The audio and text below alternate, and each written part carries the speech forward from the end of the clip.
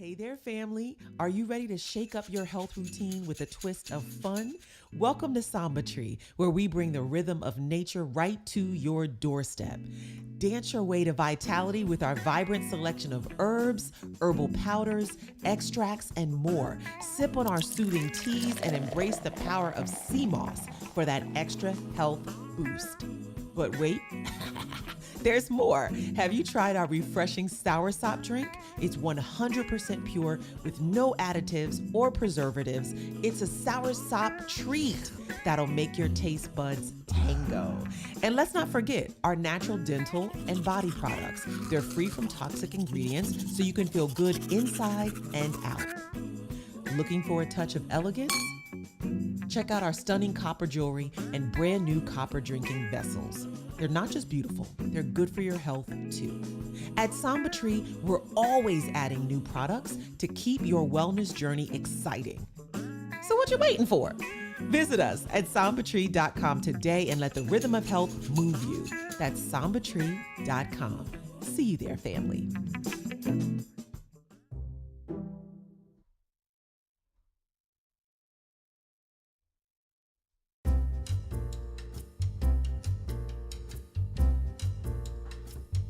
All right. Hey, how you guys doing? Welcome again to another broadcast. A beautiful Saturday, March the 16th, 2024. And I hope you guys are doing wonderful today. Wonderful today. I had a chance to get out just a little bit. Was sitting outside and just enjoying the day. And that's it. I said, because the day before, again, this is, it's springtime. So, you're going to have days where it's like, oh man, it's kind of warm out. Everything's going good. And then all of a sudden, then it gets cold. And cold for us. It was, I think the last couple of days, it was like 20. Wow. 50. It was like a little over 50 degrees. And then we even had over here, we had a hailstorm, and there were little tiny balls of hail. It wasn't like, like big old thing. It was, but it came down just suddenly. Oh my goodness. But today it's really nice to be out there in the sun and all of that. And, testing my solar panels. I got the little portable ones. Every now and then I'll bring them out, and I have my little charge generator things just to, all right, make sure everything's everything, and then I'll use them around the house and all of that. So anyway, hope you guys are having a great day. We're going to dive right into it. And big shout out to everybody that's in the chat. Just to let you know, and I'll be plugging this in throughout the broadcast. If you're not a subscriber to our newsletter, our Sombatry newsletter, you're definitely going to want to be in it after this broadcast, because we're taking it up even more. I mean, we've already been putting some stuff in there, but after this, we're going to have to put a whole lot more in it. So today we're going to be talking about, first I'm going to be joined by someone very special today. And so we're going to have a very special guest that's going to join us in a little bit. But today we're going to talk about something that is going on. It's a new initiative that has been started by a particular pharmaceutical company and a specific HBCU. And I'm telling you right now, I'm not overhyping it or anything like that. I think you would probably flip a lid once you find out the details on this, and then you're going to be scratching your head wondering, are our people just this dumb? Not all of our people, but sadly there's numbers that are, and we're going to get into that. But before we get to that, we're going to be getting into the history, just a little bit of history, just so that when we get to that point and we're talking about it, you'll have the full picture as to why you should be very irate about this. Just other quick notes too as well. If you're not a subscriber over on our podcast, make sure you do that. This one, matter of fact, what you're listening to right now, I'm actually doing a recording of it, and I will be making it into its own podcast. Well, I'm gonna upload it to Digital Plantation Podcast.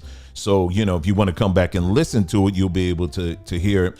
So yeah, so that's that. So Digital Plantation Podcast. That one, you're going to have stuff on there. I try to do that 3 times a week, and we're hitting things no more than about an hour. And sometimes I go a little bit over, but no more than about an hour. That's what we try to aim for, where we just covering different news bits very quickly and all of that, and just going in and get out, so that one, Digital Plantation Podcast, you definitely want to make sure you subscribe to that. That's on iTunes, that's on iHeartRadio, that's on Spotify, anyway, pretty much anywhere. I'm even in India. There was a platform, a podcast platform in India. I say, yeah, go ahead and put it on there too. You know what I'm saying? And so yeah, wherever there's a podcast platform, do a search for Digital Plantation and you'll find us there. But not only that, we also have one called Tech Tribes. That one I really enjoy that one, because what we're doing is we're going back to Africa, going back to the continent, not just Africa, but we're going to be moving it around throughout other places in the Caribbean and everywhere where our people are.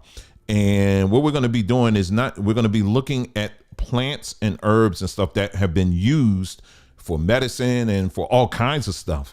And the podcasts are no more than about maybe 3 to 5 minutes. I intentionally made it that short so that people can, you can hear it and that's it. But plants and herbs, but also technology, ancient technology.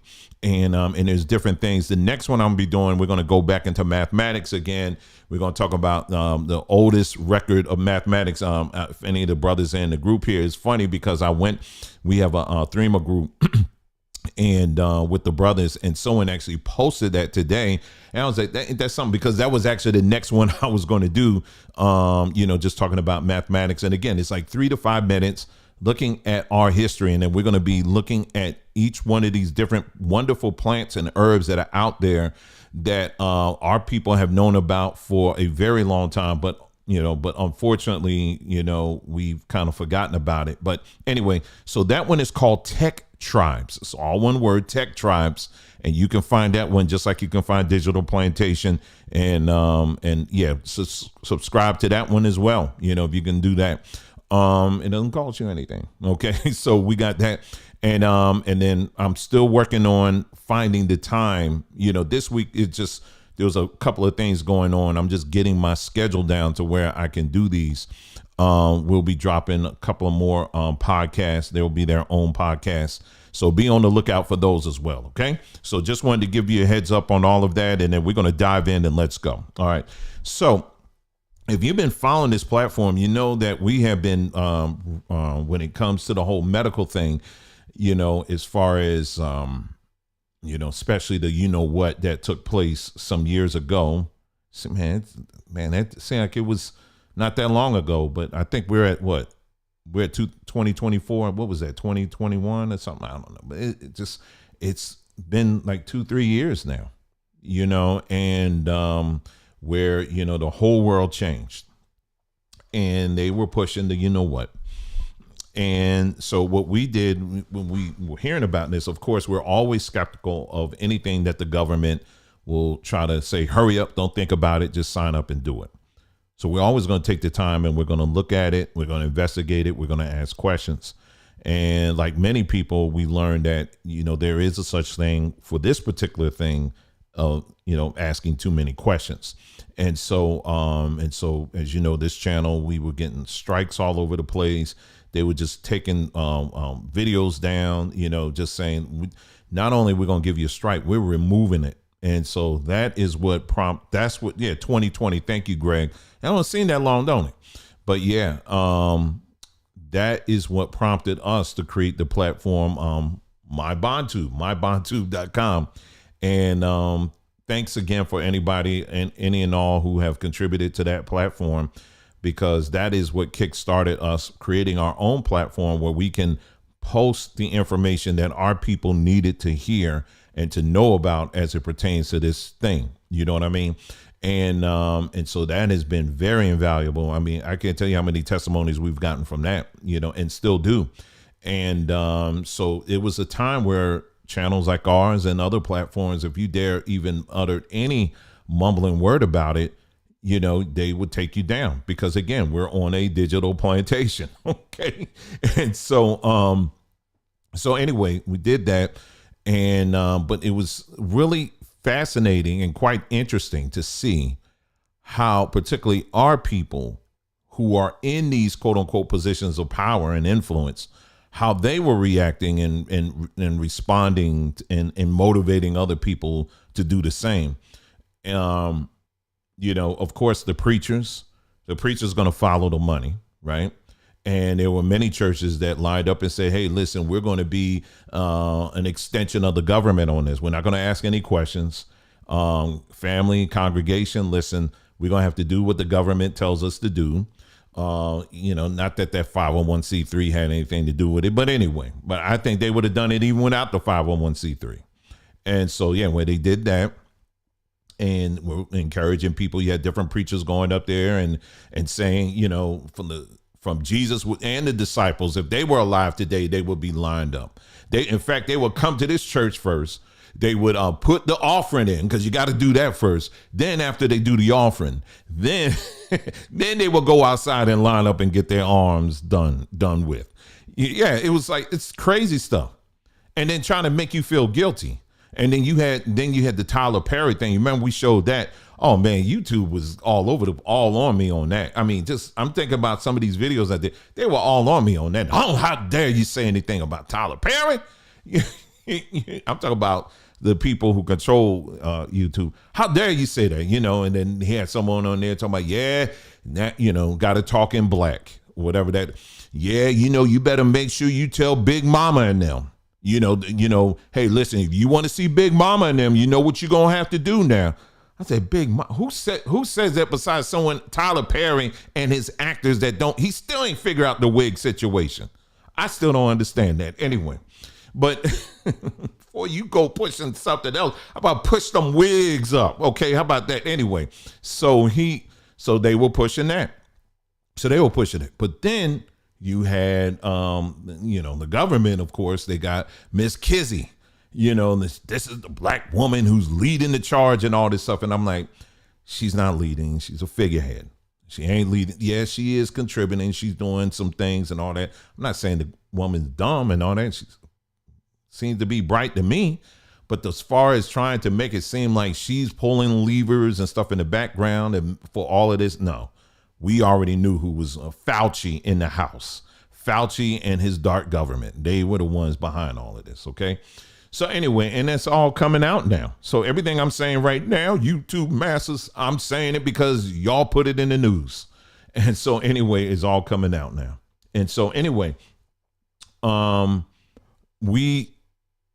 it gave us plenty of pause as we start looking at these different, then you had the doctors, the black doctors that were coming out, who were coming out and saying, yeah, you know, as a professional, this, that, or whatever. And yeah, you need to do this.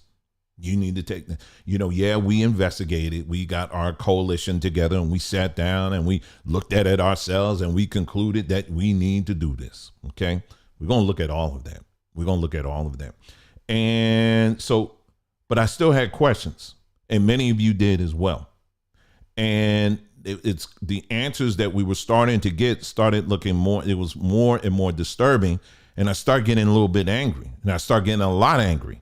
The more and more I start looking into this, because I started, you know, because what was being challenged, I know for me, was this age old image that many of us have.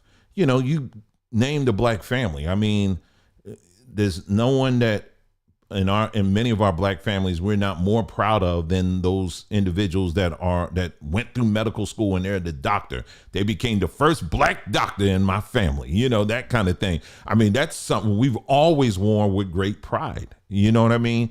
That's a very proud accomplishment, particularly in the black community. You know, that you got someone that became a doctor or a lawyer, you know, and so that's it. My nephew, he's a doctor now. You know, my cousin, he a lawyer now. Now, as we get into this conversation, I want to be very, very clear with this. Very clear. Now, in this broadcast, we are going to be challenging black folks that are in the medical institution, the medical industry. We're going to be challenging you. But I want you to listen to what we're saying today, not through your emotions, but through the facts. Okay? Not through your emotions. Because here's the thing, there are many black folks who are in the medical field who got in it for good reasons and are there because they have a passion and they have a love for their people. And for those individuals, hats off to you. And we're very grateful and we're thankful for your service. I want to be very clear with that. So anybody comes in with a short attention span, make sure you hear this part, because what I'm saying, I mean that. I have people on my family, I think both sides, that are in the medical field. So everything I'm saying within earshot for them too. So I hope they hear it, you know. And so so those that are in the field and they're doing good work and they're uncompromisingly are telling the truth to their patients and to when they're dealing with black folks, you know, hats off to you. And we thank you for that. But the majority, however, and it is a majority, you know, and it's not just black doctors. Our demographic is black folks. That's what we're talking to. But everything that we're saying applies to anybody that's in the medical field. That's white people. That's people from India. That's people from the Philippines. It doesn't matter. But for this conversation, we're speaking specifically to black folks. So please don't get in your emotions and feelings. Don't be diving in the comment section talking about, well, it ain't just black folks. We made it very clear now, didn't we? Okay. We're talking to black folks here. All right. We're not going to be ducking and diving behind white people. We're talking to our people because we have a power to make change and make a difference in this situation. So who are we talking to? We are talking specifically about, man, why is it getting dark out there? Anyway, we're talking specifically to medical people who have not found the importance of making decisions that, you know, in other words, there are medical people in the field who see what's going on. They see the bull crap that's going on. But because of money and because you don't want to jeopardize your career, you go along to get along. Okay, maybe I'll say it that way. Those are the people that we're going to be talking to today. Now, if that applies to you, I hope you listen. If it doesn't apply to you, I hope you listen too, and share this video with the people that you know who are like that. Okay. We're going to be straight up on this broadcast. Okay. So without further ado, what we're going to do, like I mentioned, kind of mentioned in the beginning, Advil, and we're going to talk about who owns Advil. Right now, they are doing a project. They're working with a Morehouse University, and they are coming together for a particular project. And if you keep listening, we're going to get into that. Okay. But there's some history that we need to be extremely aware of before we get to that. Okay. So what I'm going to do now, and everything that I'm reading to you is a lot of information, but I'm just going to read it off to you. But this information, if you want a copy of it, we're going to put it in our upcoming newsletter. Okay. So you will have access to it. So that's why we're telling you, step one, go to sombertree.com.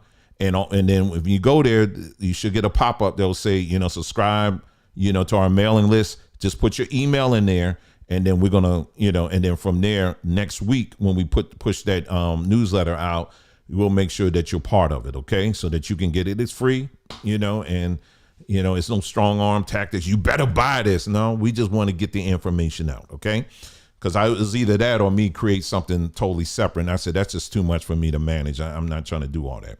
All right. So what we're going to do is this. We're going to go through a little bit of history here. Now, many times we talk about, when we talk about the medical industry, when we talk about the pharmaceutical industry as it pertains to black folks and what they've done, to us throughout history. More often than not, when black people bring that up, we only talk about the Tuskegee syphilis study. That's the only one we bring up.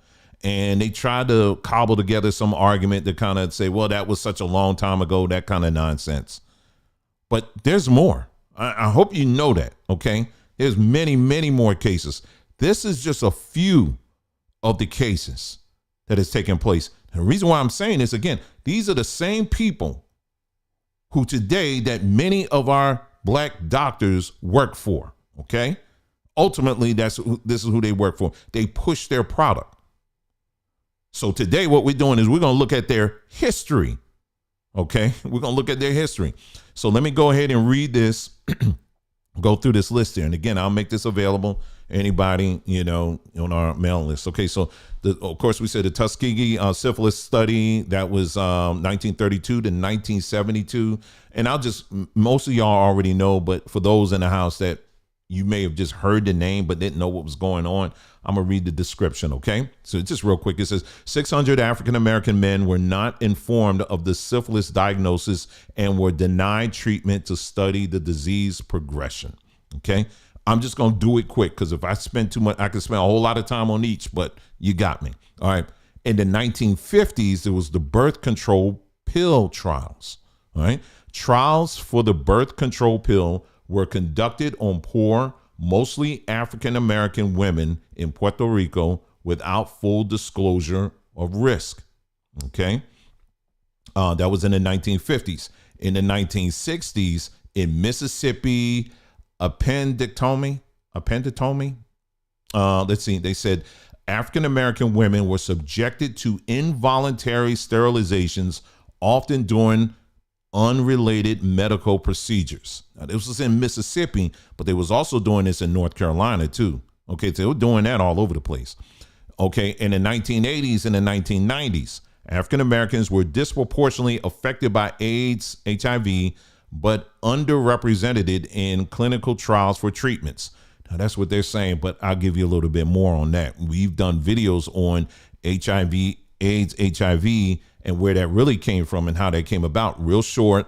It started in Africa. No, it wasn't some green monkey that was walking down the street and said, okay, I'm going to hawk and spit on somebody and I'm going to pass my disease on to these black folks. No, it didn't come that way. No, it was some doctors that went over there and were doing a series of very horrific experiments on all of these monkeys, these monkeys that they were paying the natives of that land when they were out there to go and get them, put them in cages, and they were just doing all kinds of experiments on them. And they was like, okay, well, what is this? Well, we tested their blood. What's this? Oh, this is kind of weird. It has, look at the impact it has on the immune system. Okay, well, we're going to take this back to America. And then what we're going to do, and then somehow it ended up in Ronald Reagan's America, where during that time, he wasn't playing when it came to the gay. He didn't like gay folks. He didn't like them. And so, but somehow it ended up in their community, right? And all of a sudden they getting AIDS all over the place, right? And then, but it wasn't just them, because you're talking like in the West Coast, San Francisco and all that area, right? But it was also black folks all throughout. It was somehow it was getting to the gays on the West Coast, and also in places like New York and Miami. But it was also impacting straight black people. Okay, see, this one I do want to take a little bit of time with, because see, we cannot be a people that suffer from amnesia when it comes to this stuff. So it was going. So anyway, but all of a sudden, they started turning the tide. They were saying, well, thankfully we came out with a pill that's going to reverse all this stuff. And what was happening was that the HIV rates were going down amongst white people. I'm talking about gay white people. And so what they were putting out there was saying that, well, you know, thankfully the reason why this is happening is because our message about practicing safe sex is getting out there, and these guys out here, they still living their lives, but they're using a condom, you know, and now they're using it. But these ignorant black folks, on the other hand, they can't even spell condom. We're trying to give them away for free and all of that, and they still ain't doing it. They don't know how to use a condom and all this. So they try to portray us. When you go back into the history of this stuff, it makes you angry how they portrayed us to try to make it seem as if black people were too dumb and ignorant and stupid to figure out how to wear a condom. Meanwhile, you had all of these the white men, on the other hand, they kind of figured it out. Well, the truth of the matter is, what was causing this? It was a combination of the drug use that was going on in these communities, and it was the drug use, and it was the prescription, the drugs that were given, the pharmaceuticals that were being given to these people. And of course, when you have that combined with the disease that was taking place, when you are basically putting that back there, do I need to say anything else?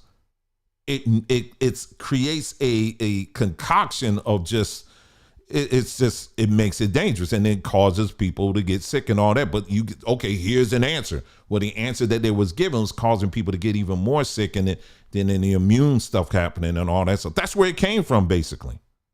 That's where it came from. And so anyway, but then black folks, they was so all of a sudden now white people seem like they're doing well. I said, wow, I said, this is amazing. White people, I would say white people and Magic Johnson. White people and Magic Johnson, they were the only two, they were doing fine. They figured it out and they were doing fine. But rest of black folks, it's y'all just too dumb and ignorant. You just don't even know. You don't know how to control yourselves. And sadly, and what's unfortunate is that a lot of our people buy into that. That's what's sad. And so what happens is a lot of our people, we keep going to the doctors, and the doctors will say, okay, here, try this. Okay, try this. Okay, try this. I don't know if it's going to work or not, but just try it anyway. And it's perpetuating the condition that our people are suffering from. But it makes you angry when you sit back and think about how they portrayed us to make it seem like we were ignorant and too stupid to figure this out. And unfortunately, a lot of our people are still in that category. They just don't want to know. They want to depend on someone just because they have a white coat. All right, let's continue. So that was the AIDS thing. All right. Henrietta Lacks, of course, you know about that. That was in 1951. Cells from Henrietta Lacks' cancer biopsy were used without her consent to create the first immortal human cell line, the HeLa cells. Okay, so yeah, they took her stuff, and then the pharmaceutical companies, they took it and ran with it, and they created all kinds of stuff with it. All kinds of stuff with it. And I think the only thing they gave her family was like a plaque and a handshake or something like that. It just like that. Anyway, let's move on. 1951 to 1974. I've spoken about this one as well. The Holmesburg prison experiments. Okay, this is another one. And then this one took place again, 1951 to 1974. African-American inmates at Holmesburg Prison were subjected to dermatological research without their consent involving exposure to hazardous substance. This one infuriates me. This one, all of them do, but this one makes me mad. Because number one, it took place in my backyard. This took place in Philadelphia. But what makes me very angry at this one, because I've seen the pictures. There's even a book on this. I've seen the pictures literally stripping the skin off of black men in the prison with all kinds of chemicals and stuff like that. And guess who the doctor was who was leading it? It was a Jewish doctor. And why do I mention that? Well, because these experiments took place in 1951. That was just a sneeze away from the war, where allegedly they were undergoing similar stuff. But yet there was nothing done about these men being led by somebody who claims to be a part of those people. Nothing was done about these men. They used these black men, the lives of these black men, and they were doing. And then when you read it, because I went through the report on it, I mean, you had different chemical companies. They were all back there. Okay, now try this one. Next time you go in there, now try this one. Try this one and tell us what you think. In the prisons. And honey, if you think that stopped, they don't do that now. Let me tell you something. That still happens. And then we can even talk about, which I'm not going to touch today. We can even talk about how these individuals in the foster care system, how they are raised up in an environment where they're just thrown all kind of pharmaceuticals. It still happens. Anyway, so that was the Holmesburg prison experiments. That was in 1951, 1974. Let's continue. Now I'm going to move a little bit. Lead paint study. The lead paint study, this was in 1993 to 1999. African-American children in Baltimore were exposed to lead paint in a study to measure the effectiveness of lead abatement measures. Okay, 1993 to 1999. Now, you know, lead paint been around longer than that, but this is a particular study. Like I said, again, I just got a handful of them here. The Chicago malaria experiment. This was in 1940. African-American prisoners in Chicago were deliberately infected with malaria as part of a study on the disease and its treatments. Deliberately infected. All right, 1940. The Harlem Hospital experiment. African Americans giving birth at Harlem Hospital were given placebos instead of pain medication as part of a study on pain perception during childbirth. Now, we can put an asterisk on that one because the answer that Advil is trying to propose to black folks, it kind of ties to this because, as you know, the medical industry has this belief that, you know, had a belief for the longest time that black people, we can endure pain a lot longer than other groups. And we're going to talk about that. And I'm going to show you how they're manipulating that. Okay. All right. And then the last one here, the Cincinnati radiation experiments. Oh, yeah, they use radiation, too. This is in 1960 and 1970. African-American cancer patients at the University of Cincinnati were subjected to excessive radiation exposure without their informed consent as part of a study on radiation effects. Now, again, that's just African Americans. OK, now I can go down the list here on our brothers and sisters in the Caribbean. OK, I'm going to hit this real quick. This is in the 1950s, Puerto Rico birth control trials. And this is in the 1950s. Trials for the birth control pill were conducted on poor women in Puerto Rico without full disclosure of risk and side effects. The Haiti cholera outbreak. This is in 2010. The UN peacekeeping mission was implicated in the introduction of cholera to Haiti, leading to a widespread outbreak and thousands of deaths. I remember this one. I remember that one. All right. And back in Puerto Rico again, cancer experiments in 1930 to 1950. Dr. Cornelius P. Rhodes conducted experiments on Puerto Rico cancer patients, allegedly injecting them with cancer cells without their consent. All right. 1990s, the Dominican Republic HIV study. A study of HIV transmission in the Dominican Republic faced ethical concerns regarding the informed consent of participants and the withholding of available treatments. All right. That was 1990s. Okay. 1970 to 1980, Jamaica lead poisoning study. A study on lead poisoning in Jamaican children raised ethical questions about the exposure of participants to high levels of lead and the lack of informed consent. All right. This is in 1990, Barbados asthma study. An asthma study in Barbados faced scrutiny over ethical concerns, including the adequacy of informed consent and the potential risk to participants. All right. In the 2000s, we had the Trinidad diabetes study. A study on diabetes in Trinidad raised ethical issues regarding the recruitment of participants and the clarity of informed consent procedures. There's a theme going on here. I don't know if you're catching it or not. Guadalupe pesticide study in the 2000s. A study on the effects of pesticide exposure in Guadalupe faced ethical challenges related to the informed consent, here we go again, of participants and the communication of risk. All right, two more, y'all. 2010, Bahamas breast cancer study. A study on breast cancer in the Bahamas raised concerns about the ethical considerations of genetic testing and the privacy of participants' genetic information. And then finally on our list, we had the Cuban lung cancer vaccine trials. This is in 2010 as well. Clinical trials for a lung cancer vaccine in Cuba face ethical scrutiny regarding the informed consent process and the transparency of trial results. Okay. Now there's many others that I can point to. Many others. I'm recalling, I remember this one time I was young. You know, when you're little, when you're older, you have these flashbacks of when in your childhood, right? And I had a flashback, every summer I used to go, we take the Amtrak train, my mom and I, we would go down south and visit, my grandmother, her mother.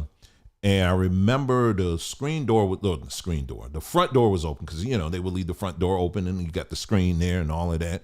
And I remember my grandmother, I can hear her say, "Oh, the bug man coming." And some of y'all there in the South, you can probably relate to this. And it was a truck. I can still see it. It was like a gray truck. It was like a tanker, short truck, and it was going real slow. And it was spraying this bug spray, basically. And it was shh. And the whole street, you could see it just the spray. It was like a cloud, white cloud. You could see just taking over the whole community. And it'll be out there for a little bit, and then it'll just disperse. Come to find out, and this is something that, people who grew up in the South, they were using DDT. Now, this is a chemical that's very harmful to the body. I mean, it was causing all kinds of diseases and stuff like that. Now, I'm not that old, and I still remember seeing the truck. This is down south somewhere, right? So like I said, some of y'all can remember that. And there was another thing. I was actually looking at this with my aunt. We were doing something we were talking about air quality. It was a video I did or something. We were talking about air quality in a particular county in South Carolina. And we somehow, I don't know how we arrived at this, but she gave me a bunch of information. But a lot of times when we think about black folks picking cotton and then the processing of the cotton and all of that, this one aspect of that we don't think about, and this air quality. And so what I did was we looked at these counties, the set of counties in South Carolina, and I noticed that the cancer rates were extremely high, dealing in the area of respiratory. And what they were saying was, come to find out, there was a correlation between that and the processing of cotton. For some of you, you might be, depending on how deep you are in the country, If you live near a plant where they're processing cotton, sometimes they just let that stuff just fly in the air and it'll be like little bits of cotton. Well, those fibers, a lot of times, if you take in too much of it, it can be very hazardous to you. And a lot of these little factories and stuff that do process that stuff, they're located in areas where there's a lot of black folks. And so, I started seeing there was a correlation, and I said, okay, where these plants are, I'm seeing that there's a lot of, or processing plants, I'm seeing that there's a higher rate of this certain type of cancer. Then I said, well, let me go out a little bit. Let me look at these other counties that don't have them. Let me see if that cancer exists. I didn't see it. So this is a whole nother thing. I mean, there's all kinds of stuff we can talk about. So anyway, so that information I just read to you, along with what I'm getting ready to read to you now, that's all going to be in our newsletter. Okay. So make sure you subscribe to that. Okay. All right. So now let's fast forward a little bit here. And we're going to look at something else here. Hold on for just a second. Oh, someone said they did that bug spray in the truck in the black community in Peoria, Illinois in the 70s. I bet they did. They would spray that stuff. And, sometimes kids from the accounts I would hear, kids be playing in it. Like, it's, you don't think nothing, but see that spray be sitting on plants. It's sitting in the water. It's getting on the toys and all that stuff. And we ain't thinking, you know what I mean? That's why I said, man, people in that day, I mean, we must have been built with, we built with some vibranium or something like that. I mean, some of the stuff we would do and we still alive, that's a miracle in of itself. Some of the stuff, the chemicals and stuff. I remember thinking about going into the mall, well, in one of the malls, we're going to the shopping center and the store, and people be smoking cigarettes.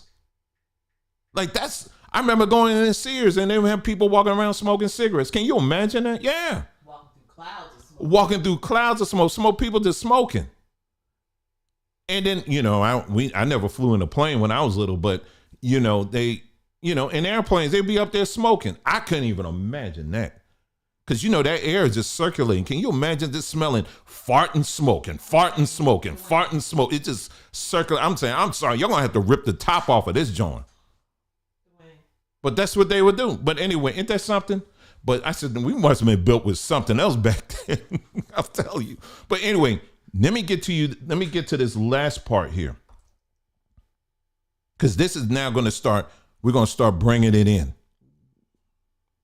So what I did then, I said, okay, now you got the history. Now, what you have to understand about the history of this, of the things I just told you, a lot of these pharmaceutical companies, and your mic is on too, whenever you want. The history of these companies, these are the same companies today that were back in 2020 were lining up or getting you to line up to take their stuff. And a lot of these companies have not been held liable for all the damage that they have done. This is something, I'm going to say it again, okay? A lot, if not most of these companies that were doing this kind of stuff, all spraying all these chemicals, children being born with all these sicknesses and diseases and all this other stuff, they to this day have not been held liable. And there's one particular company, Pfizer, I believe, well, it was other ones too. They said, if you want us to get into this, you know what, we're talking about what took place in 2020. We need basically a get out of jail free card so that we cannot be held liable. And that's what happened. So here you got another case where this company they're not held liable. So this is what I'm trying to tell y'all. Black folks, again, I'm not going through again my thoughts on reparations and all that. I've already made that clear, okay? But is your reparations claim including this? I'm talking about damage that can't be done. You can't go back and fix it anymore. I'm talking about aunties and uncles and grandparents that are dead today and didn't have to be dead because these companies were never held liable. They never were. So I am as a black man, knowing this history, I'm supposed to feel proud and happy that we got people who look like us that are joining them. I'm supposed to feel a bit of comfort. Well, I'm going to tell you why you shouldn't feel any comfort with that. So let me go through this list. It's a short list, but it could have been a much longer. So what I'm going to read to you now, this is a list of the notable contributions that have been made by pharmaceutical companies to HBCUs. Okay. All right. So I'm going to go through this real quick. So top of the list, Pfizer and Morehouse School of Medicine, 2020. Pfizer and the Pfizer Foundation announced a $2 million grant to Morehouse College School of Medicine to support the development of a mobile health clinic and community outreach programs to address health disparities in underserved communities. They needed $2 million for that. Merck and UNCF, the United Negro College Fund, in 2021. Merck announced a $20 million commitment to the UNCF to establish the Merck UNCF HBCU scholarship program, providing scholarships and research opportunities for HBCU students in STEM fields. Number 3, Bristol Myers Squibb and Thurgood Marshall College Fund. This is 2021. Family, this is all between 2020 and 2021. Okay, we're in 2024. Okay, and a Bristol Myers, that one. Bristol Myers Squibb commitment of $10 million to the Thurgood Marshall College Fund to support scholarships, internships, and leadership development programs for HBCU students. All right, number 4, AbbVie and North Carolina A&T State University. AbbVie donated $5 million to North Carolina A&T State University to establish the AbbVie Scholars Program, providing scholarships and professional development opportunities for students in healthcare and STEM fields. Number 5, Gilead Sciences and Bowie State University. This is in 2021. Gilead Sciences donated $1 million to Bowie State University to support the establishment of the Gilead Sciences Health and Wellness Center, focusing on health education and community outreach. Number 6, Johnson & Johnson and Howard University, 2021. Johnson & Johnson announced a $1 million donation to Howard University to support the development of a new healthcare simulation center and to provide scholarships for students in the healthcare related programs. All right, number 7, Eli Lilly and Company and Xavier University of Louisiana. 2021, Eli Lilly and Company donated $1 million to Xavier University of Louisiana to support the expansion of the university's College of Pharmacy and to fund scholarships for pharmacy students. All right. Number 8, Sanofi and Florida A&M University. Sanofi contributed $1.2 million to Florida A&M University School of Allied Health Sciences to support the establishment of a new health informatics and information management program. AstraZeneca, number 9, in Hampton University, 2020. AstraZeneca donated $1 million to Hampton University to support the development of a Hampton University Proton Therapy Institute, which provides cancer treatment and research opportunities. And then finally, the Novartis and South Carolina State University, 2020. Novartis provided $1.3 million grant to South Carolina State University to support the establishment of the Novartis Endowed Scholarship Fund, offering financial assistance to students pursuing degrees in STEM fields. Now, I don't think we got stupid people in the house today. I don't think we're not dumb here.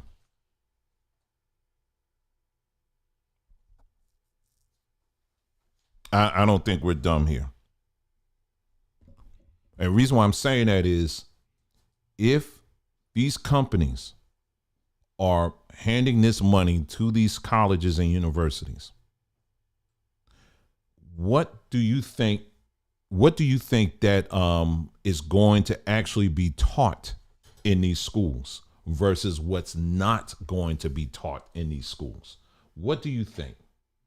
Do you think that they are going to teach these young people, hey, listen, I know we got these different medicines that we're putting out here, but we also want you to kind of really expand and really go out, kind of, we're going to blow all the doors open here, and if you find something else, or maybe you are innovative and you develop something, without using our products, we're going to support it 100%. We're going to throw our money at it, and we're going to make sure that you win and you succeed. Do you really think that's the case? No, that's not the case at all.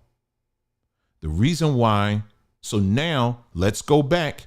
I took the time and I went through the rap sheet of this industry and what they have done to Black folks, and how in most of these cases they still haven't been held accountable. That's number one.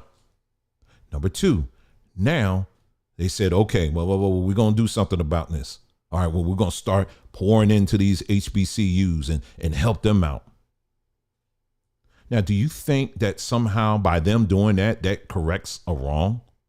Well, they're just giving money. Yeah, they're giving money, but they are also training an entire generation to look the other way. Did you hear what I just said? They are training an entire generation of Black medical professionals to look the other way and to protect them. That's what they're doing. They are not training them to be honest and true and call a spade and say, nah, this is wrong. This is what y'all doing. Yeah, we appreciate the money, but what y'all doing back here? And every student, every Black medical professional that came through those programs and you didn't say a doggone thing to call out that BS, you are just as guilty. You are one of them for not calling that out. Instead, I'm getting the money and I'm going to become a doctor. That's all I care about. That's all you care about for real? You don't care about looking at the facts and the data and well, I'm just going to listen. I know I can't say but so much, but I don't want to mess this up. That's the key. I really don't want to mess this up. What we're going to do is we're going to take a break. And I'm going to get myself together, okay? And then when we come back, we're going to look at some recent developments that have taken place, all right? And about this, what, okay? Because I can't get in it like I really want to get into on this plantation. Right. Okay, I really can't. But there are some things I'm just going to show you on the screen, right? And I'm going to let your beautiful minds put the pieces together, okay? I'll say a little bit of something here and there or whatever, but I'm going to let your minds kind of put that together because it speaks for itself, okay? But there's one particular study that is that came out recently that I'm going to tell you right now, I'm like, you got to be kidding. But again, when we come back to, we're going to get into this whole thing regarding the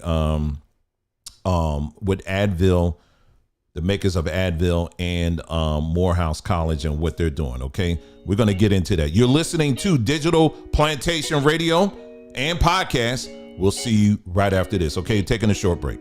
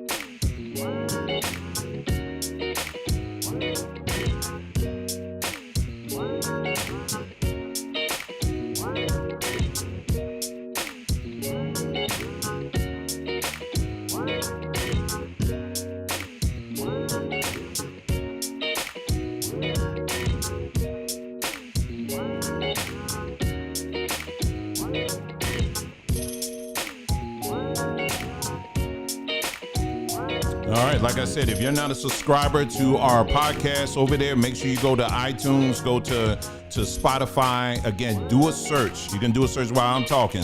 Do a search on your apps and look for Digital Plantation Podcast, okay?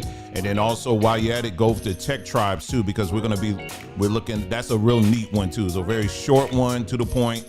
And I think you enjoy that one. So Digital Plantation Podcast and also Tech Tribes. And like I said, we got some other ones that are going to be coming up soon. Okay. So welcome back to Digital Plantation Radio. And we're going to continue the discussion that we've been having here about this whole situation.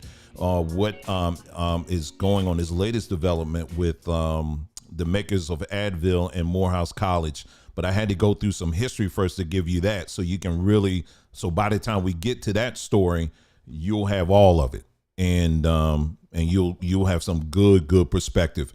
And anytime you want to chime in, you just let me know, okay? Oh yeah. All right. So anyway, so what I'm going to show you now, I'm just going to give you an idea of how doctors, many of these doctors are trained when it comes to the jab.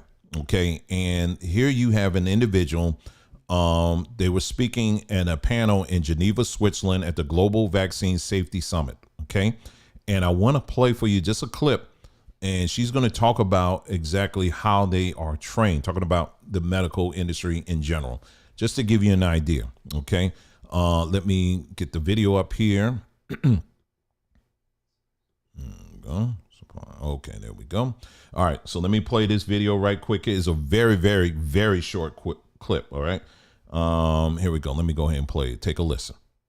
We've talked about it earlier. Some of the challenges are when the frontline professionals are starting to question, or they don't feel like they have enough confidence about the safety to stand up to it to the person asking them the questions.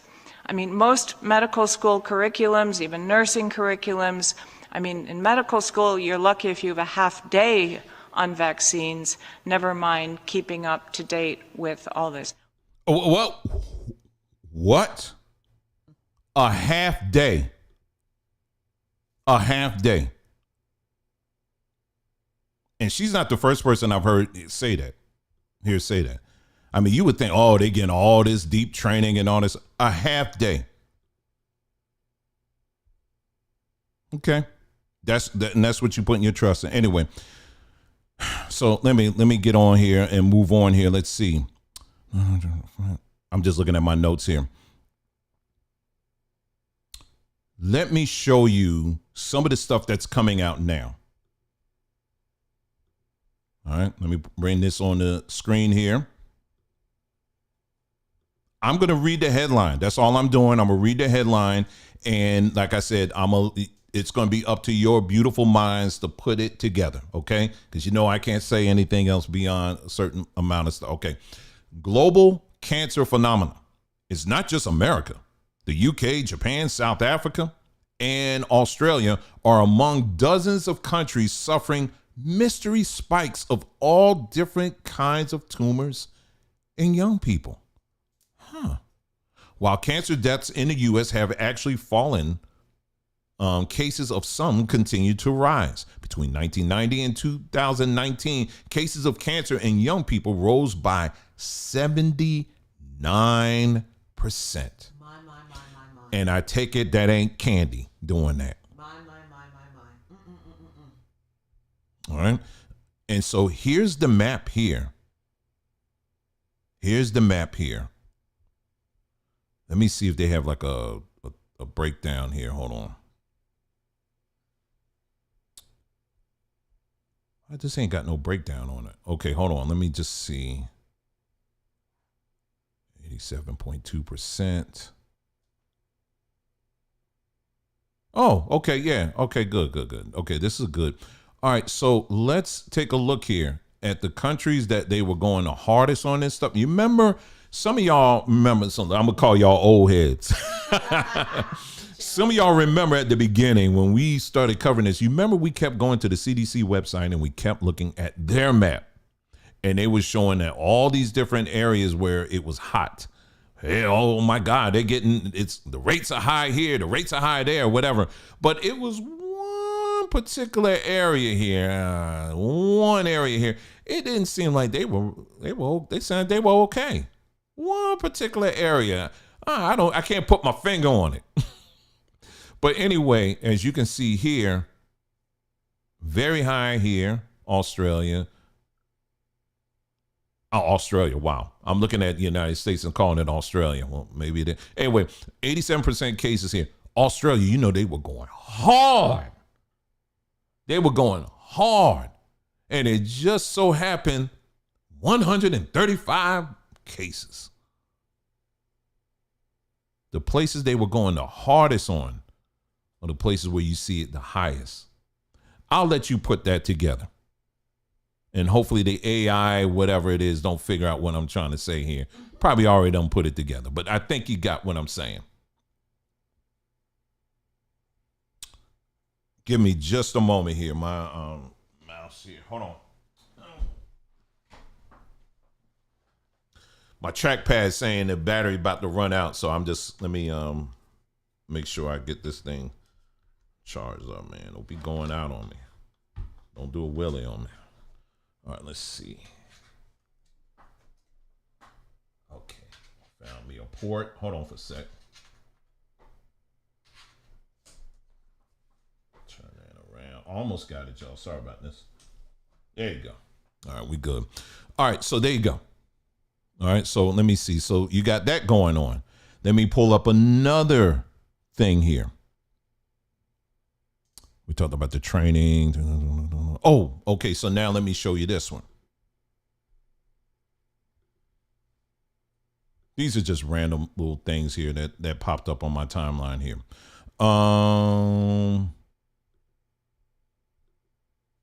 It is right here. Okay, here we go.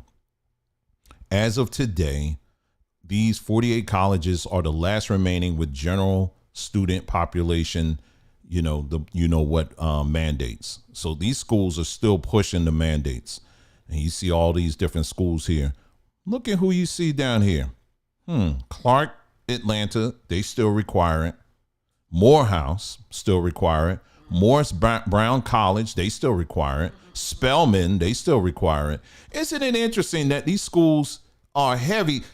I wonder if there's a correlation between the money that they were receiving from these companies and the fact that it's still a requirement. I wonder.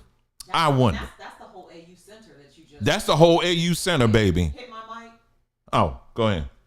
Yeah, no, that's the whole AU Center. The whole AU Center, pretty much, that you just named right there. And on your list of donors, Pfizer was heavy on Morehouse. Did you see any other of those AU colleges on that list? I didn't see Morris Brown or Clark on there. Was Spelman on there?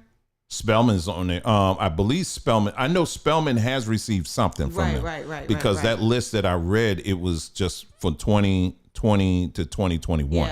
Yeah. Howard also. Howard has received a ton of money. And Howard has also received a ton of money from the military as well. Yeah. So anyway, so that one too, I wanted to share that with you. Let me see. Oh, okay. Let me play this video here of this. This is a video that it's funny, I guess, because I was searching different things. It knew to pop this up. I said, okay, well, thank you. You got it right. Here's a black doctor, back in the day, and I want you to hear how she's making it, reasoning, hey, there were black people in the room, so it must have been all right.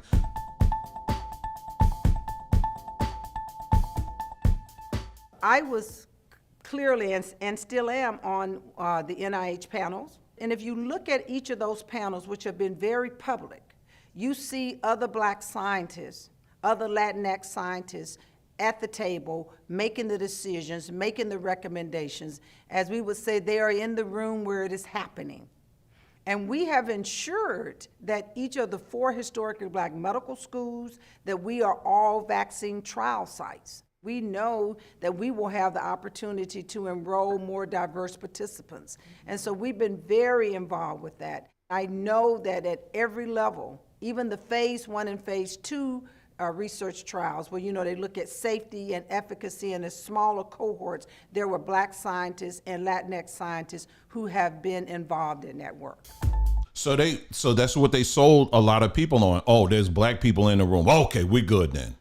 We good. That's good enough. That's all we need to know.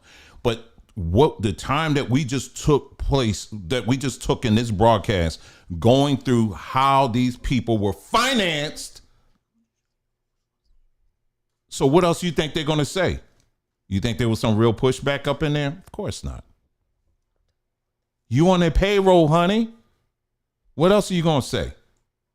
But a lot of our people, what happened, unfortunately, fear came in, and just people just scared and afraid, and just, we got to do something. You remember this story came out. This woman here, I played this video before of what happened with her. Now, this is a person that was pushing it hard, and ended up, you know what?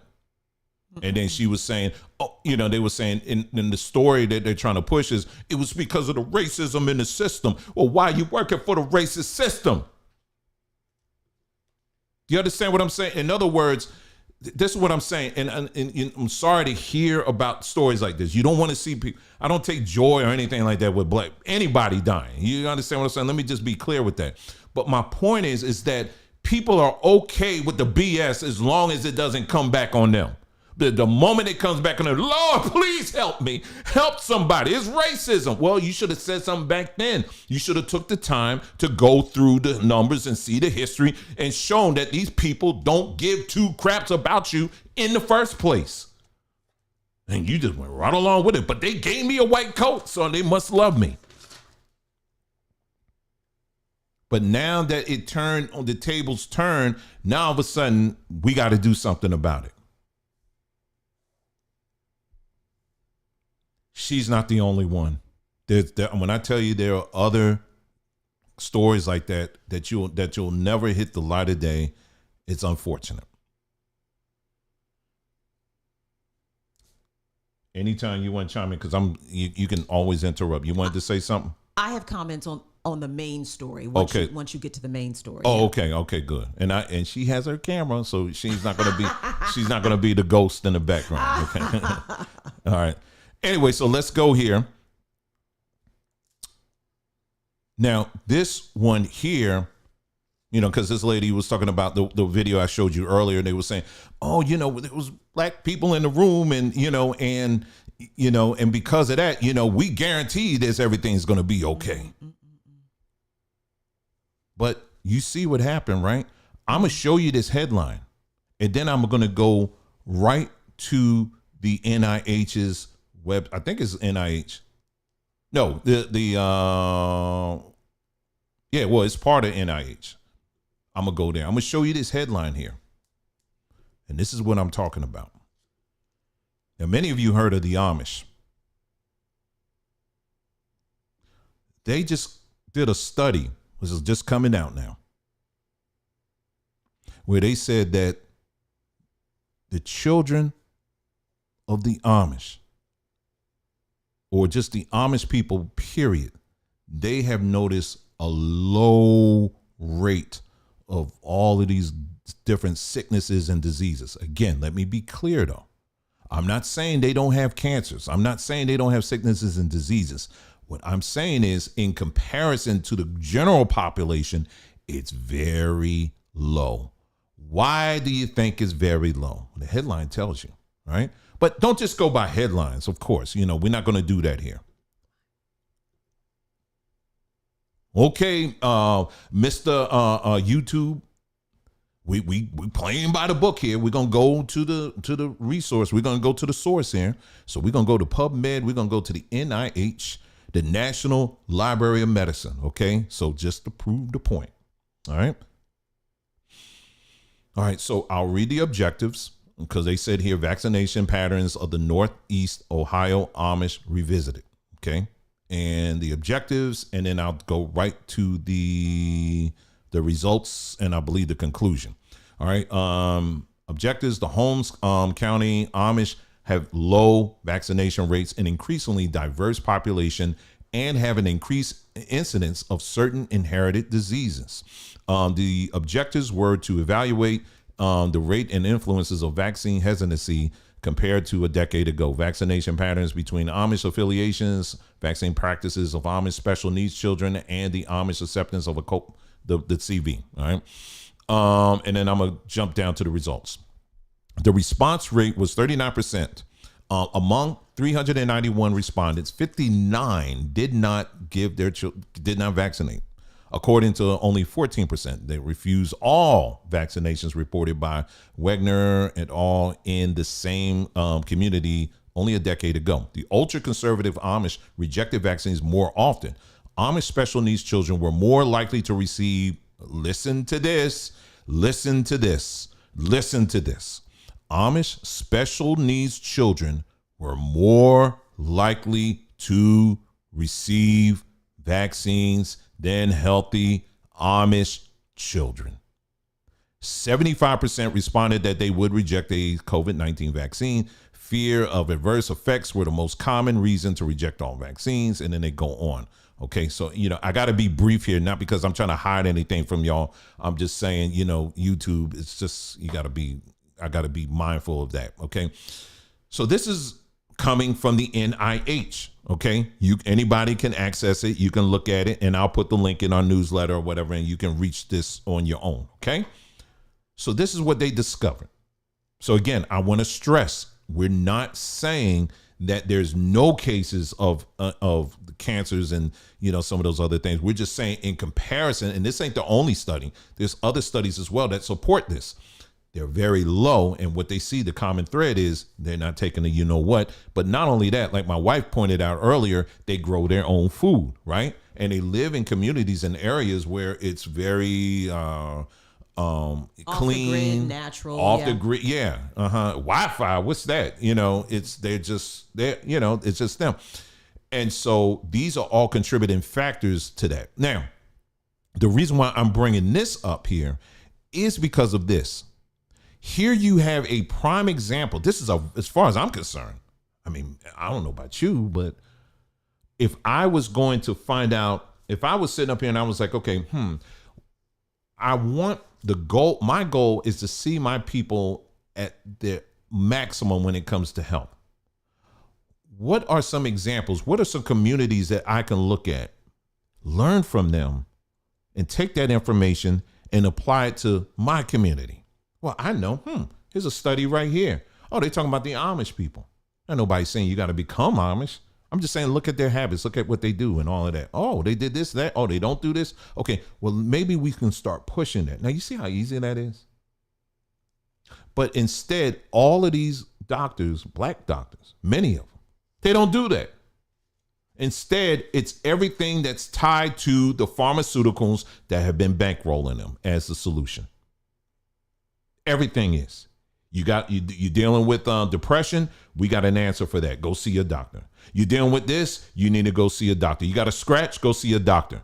Honey, I don't even like going on Google. If you notice a little strange something on your body or something like that, you do a Google search. It's like you got cancer. My eye itch. You got cancer, and you're gonna die. I mean, it's crazy like that. And so when you go to these doctors, a lot of times they want to make sure. My mother talked about, and she ain't the only one. She mentioned it was a time she went to go visit the doctor or whatever. She's sitting down and so the doctor, you go into the office, and many of you may have experienced this as well. You go into there and they say, okay, well, what's going on? They won't even look at you.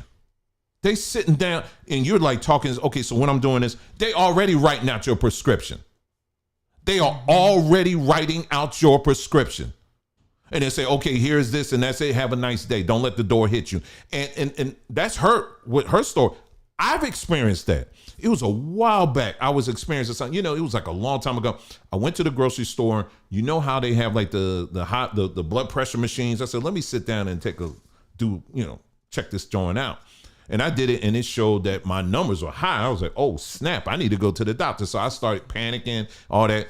Made an appointment with the doctor. I sat in there. First of all, this dude about big as a house, 2 houses. He wobbling to his little tiny bench. To this day, I don't know, his little stool. I don't know how the stool was even holding them cheeks up. But anyway, that's a whole nother story. But he waddled to his stool and he was like, okay, so tell me what's going on. I'm telling him he's already right now. He said, okay, take these pills. Now, at that time, I didn't know any better. I just took them. I was taking them.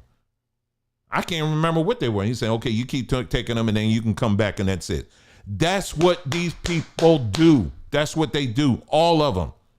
They are in employment by these pharmaceutical companies. And when the thing came out in 2020, we showed you the document that showed that these doctors went for everyone that was coming through their doors asking for the New York, you know what, they were getting paid off of it.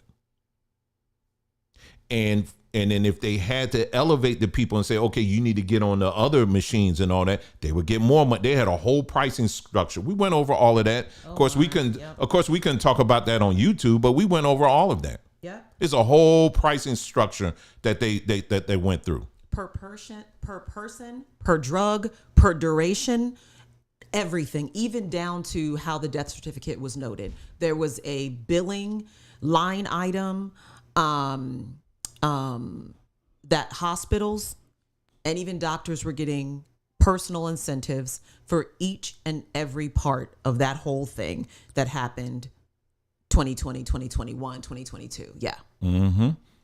The camera on your, you may need to turn it around. I think it goes, I thought it was the front.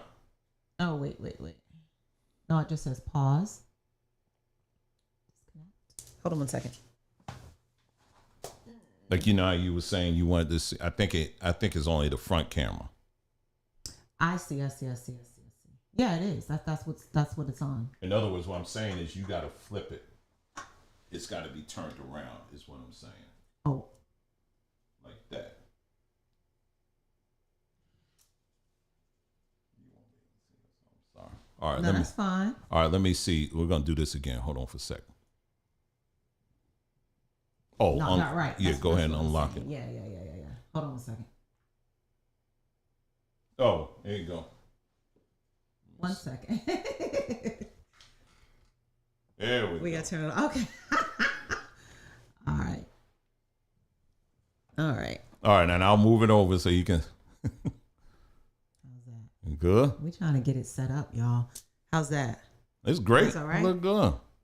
Okay. Got that beach glow. You're funny, boy. You got that beach glow. Well, anyway. we're in Arizona, so it ain't no beach, okay? Ain't no beach up in here, okay? Trust and know. Anyway, but yeah, anyway, so there you go. So what were you saying again? Once you say that again. Oh, you were just talking about the incentives that hospitals and doctors were receiving during this whole, thing that we went through 2021, 2022. But what I was saying is that there were incentives per hospital, per patient, per drug issued. There were certain drugs that there would be a higher incentive or payout, and also for duration. I really, really want to mention the drug. I really want to do it, but do you think you'll get in trouble? I'm not trying to push anybody. I won't. Listen, let me tell you.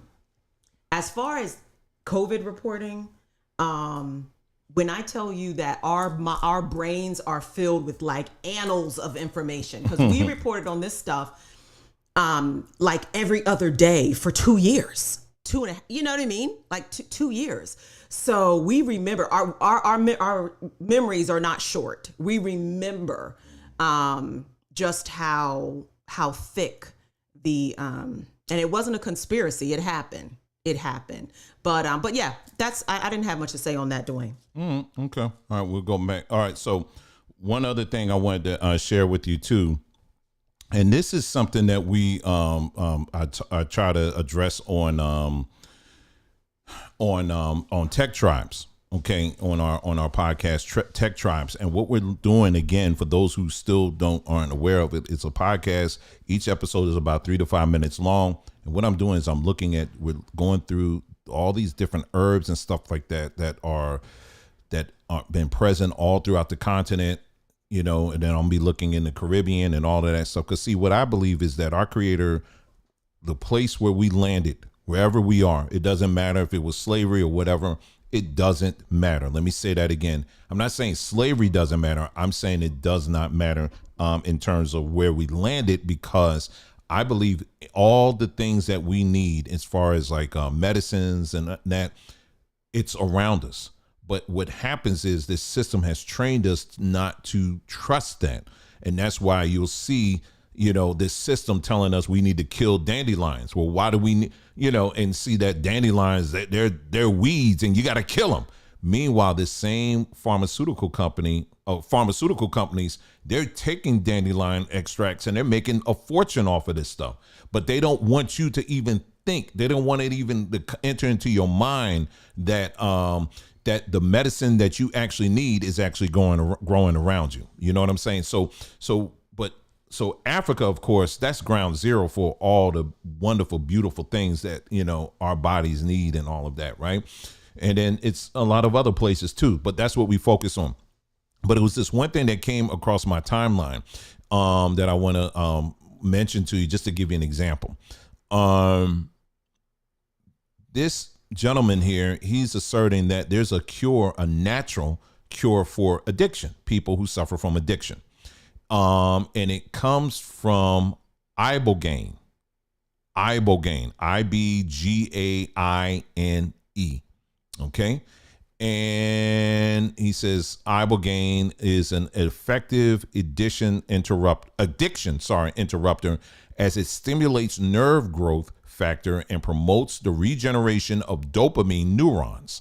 This makes it highly beneficial for individuals struggling with various substances including opiates, psychostimulants, nicotine, and alcohol. All right.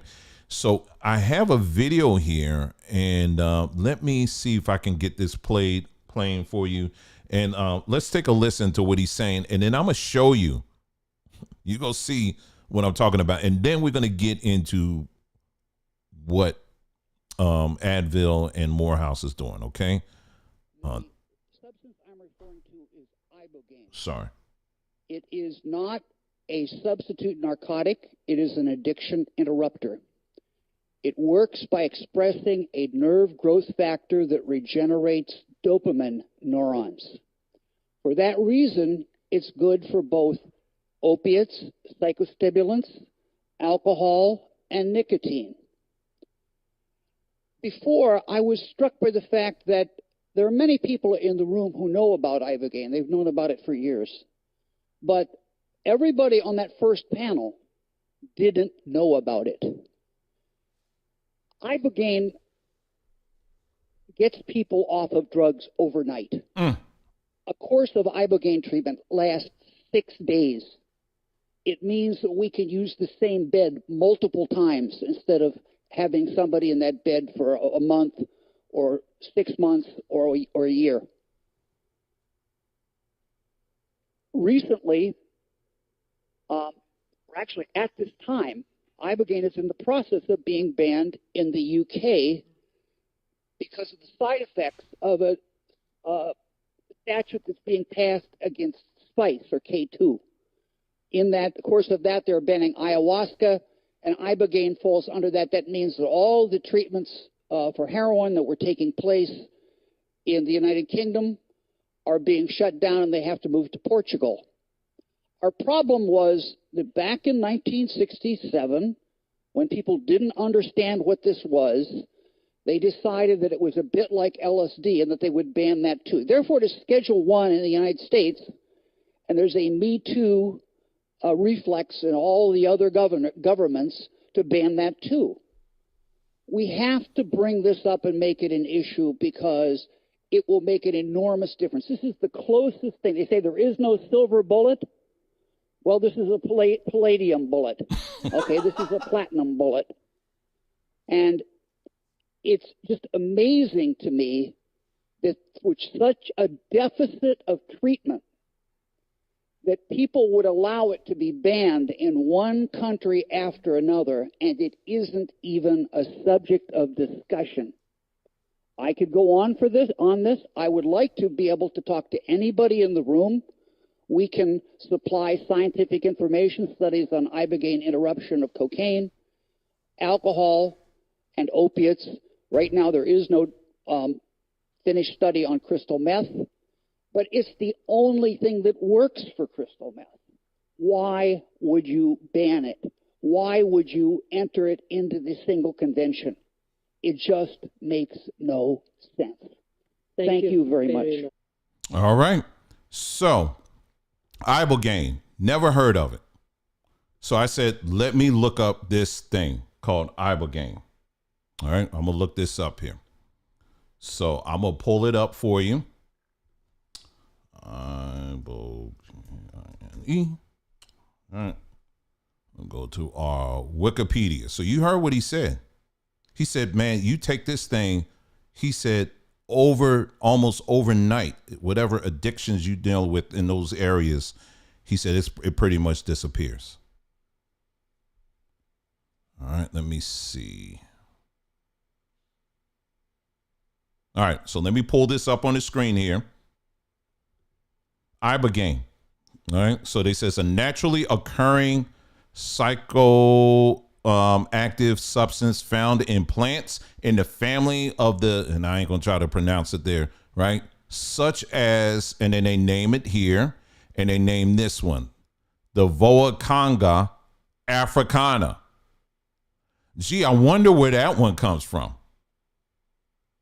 A small tree native to tropical Africa belonging to the family, and they said, and they go into the details. Let me see where this one comes from. Oh, this one. Oh, let me make this smaller here. This one here, if you can see that, hold on, is an evergreen rainforest shrub native to Central Africa. And they said the family is part of, and then they said it's found in Congo. Oh, that's interesting. So we got two of these things that come out of Africa. And then this one here out of the Amazon. Now, why am I bringing this up?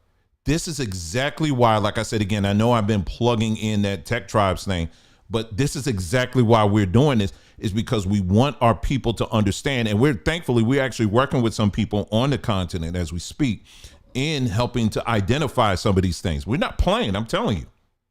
We have to be a people that have to be proactive between what we talked about as far as these Amish people. They already know what time it is. They're like, okay, well, we ain't going to take that stuff.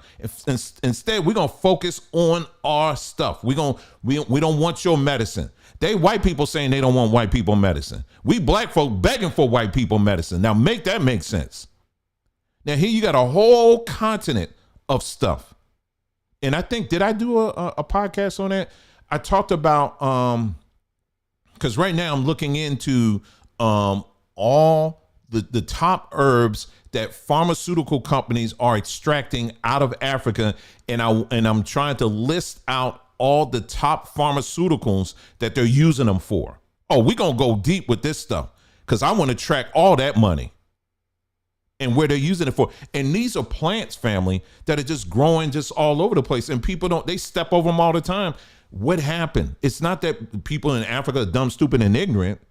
It's because that's why you have to have all this war and all this other stuff, because they want to keep black folks distracted. That's why. This is why it's the case. But in the meantime, while we're fighting each other and beating each other up and killing one another, you got the pharmaceuticals that are coming in the back end and saying, okay, why y'all doing that? We're going to step over these dead bodies and let's pull up all these plants. And then we're going to take them back to our laboratories, and then we're going to make trillions, billions and billions of dollars over there. And then if any black folks get any wind of what's happening, they'll say, all right. What we'll build some processing plants here here on the continent, and then we'll hire all your black scientists. And then the black folks on the continent, they're like, we get to work for the white man. We're scientists and we get to work for the white man. Instead of sitting down and saying, hell, how about we get rid of them and we develop our own stuff? Now, I don't know what the heck was going on. My Twitter is like all over the place. I go from the ignorant of our people to the racist ignorance of white folks. I don't know how it just happens. And it's interesting to sit back and listen to these white people and how they talk and want to paint this picture that Africa was always dumb and ignorant until they came. It's funny. I find it hilarious. So like this plant, for example, that I'm talking about here. Now notice they said it's one of the things it's good for, addictions, right? It can cure addictions. Well, when you look at ancient African history, addictions weren't really as big of a problem back then. These people were living on a much higher plane. So no wonder, people on the continent, they ain't gonna really know, it actually can cure addictions, like all these different drugs, because a lot of those drugs are pharmaceutical based. You didn't have that back then. But these plants, if you take the time and invest and look into it, you're going to find a wealth of different things that it can address and it can do. But all of these black doctors that I'm talking to you about, they're not doing that. Why? Because they're bankrolled by the very system that wants to keep them ignorant.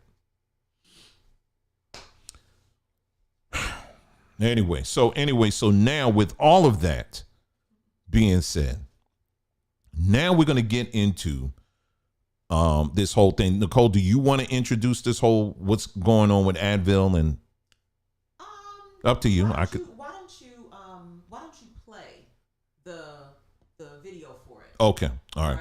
So what you're going to see is a video. It's a joint effort between Morehouse School of Medicine and Advil. And I just want you to take a look at this video. Okay, so that's what we're going to do now. Let me go ahead and pull this up here. And let me see if this is... You got to go back. Just do the back. Because I have two windows up. Hold on for a second. I see. Okay, let me see. All right, I'll just go right here. This one, right? It's whatever video you sent to me. I'll text it back to you.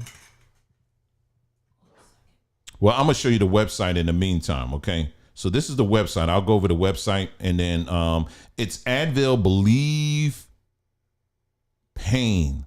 Believe My Pain. Believe My Pain. All right. And then they're swiping all these different stats, okay? And to achieve equitable pain care and treatment, we must listen and believe black people when they say they are in pain. All right, and then I'll go to the next one here. So they're figuring out what they're going to do. Okay, hold on. Unseen, unheard, dismissed, the unfortunate and reality for many black people in pain.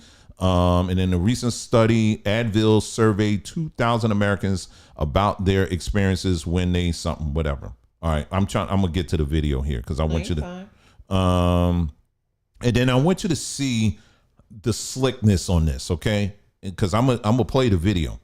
I want you to see the slickness in it. Now, remember now, in the beginning of this broadcast, we showed you how these same companies now. Oh, by the way, let me mention the fact that who owns Advil? Oh, it's Pfizer. Pfizer owns Advil. Okay. So let me just get that out of the way. All right. The history of systematic pain bias. So they bring in the history a little bit. Okay. The source of pain. The sources of pain bias in the U.S. dates back hundreds of years, and they're deeply rooted in racism. Below are a few historical examples that have directly led to pain biases seen today. And then they said, while pain biases are a result of the pervasive nature of medical racism, it's important to know that countless healthcare professionals, researchers, and advocates have been working tirelessly to foster a more equitable healthcare system. And then, and I'm showing you on the website here, they talk about myths from 1845 to 1849. The myth that black people feel less pain was indoctrinated into the health practices. And then they go through the history kind of like what we did, though, but they skipped a whole lot. And then they talk about the experimentation. See, just like we did, right? Experimentation, but they leave their behinds out of that, right? They don't tell you who's underneath those coats and jackets. They left out the fact that none of them got sued for that stuff. They left that out. So it's like some ominous kind of cloud of racism that just descended on the earth and started going after black people. It wasn't them, though. That's what we're supposed to believe. Dehumanization. From the 1910s to 1990s, black people were perpetually dehumanized and their pain was ignored as cases of scientific racism and research studies continued. And then they go on. And then they talk about the disparities. They're doing all this stuff, but they leave themselves out of the story. How can you tell the story like this and you leave yourself out of it? That's like Germany telling the story about the Holocaust and leaving Germany out of it. What, they just walked into the camps themselves? How did that happen? But this is what's happening now. And I'm sorry, I can't say the N-word like I want to say it like I was in the house. They just don't get it. Oh my goodness. I just sent you the video. All right, so let me play this. I tell you, when I tell you it gets, oh my gosh, get my mouse situation together, okay? Let me get my video up here. It's like it's like a 15-second spot. Yeah. It'll just kind of give you the gist of it, of this initiative. All right, let's see.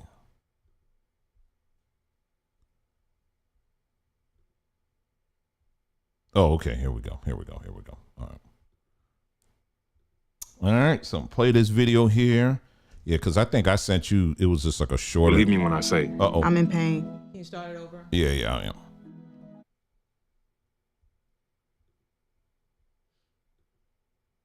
All right, here we go. All right, so this is the Believe My Pain campaign. All right, let's take a look. 3, 2, 1, go. Believe me when I say. I'm in pain.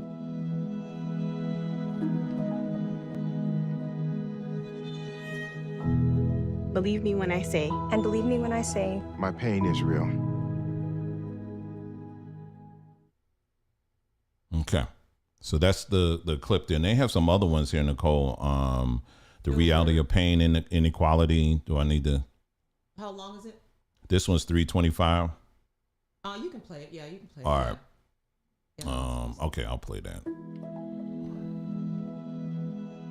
When I approach a medical professional, I'm frustrated that we have to validate our pain just to get treated like human beings.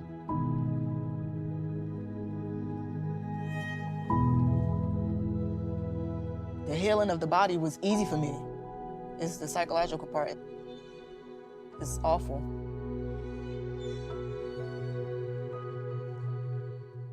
I should not have to beg my doctor to run tests or ask them to take another look.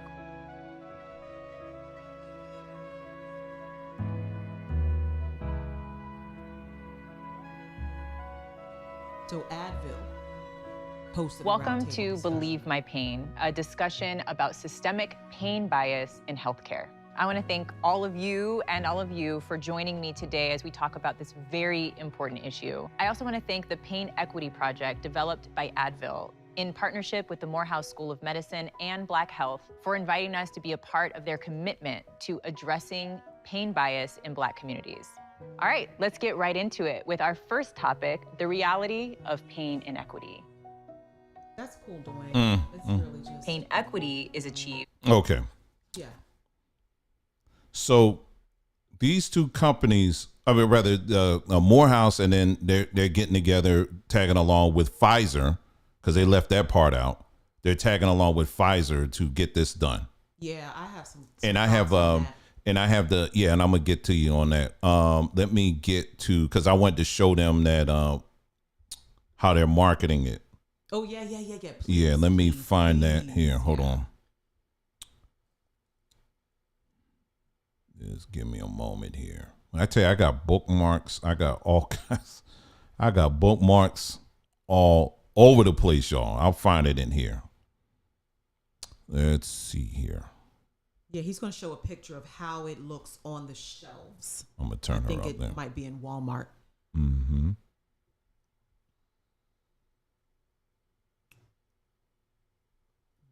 Sorry, y'all. I should have had this. This is the one thing I should have had this up here. Hold on. Is this it? Let's see.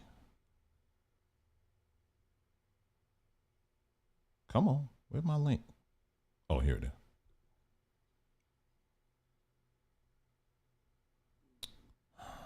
That's not it. Hold on. Sorry, y'all. Okay, hold on. Let me keep looking here.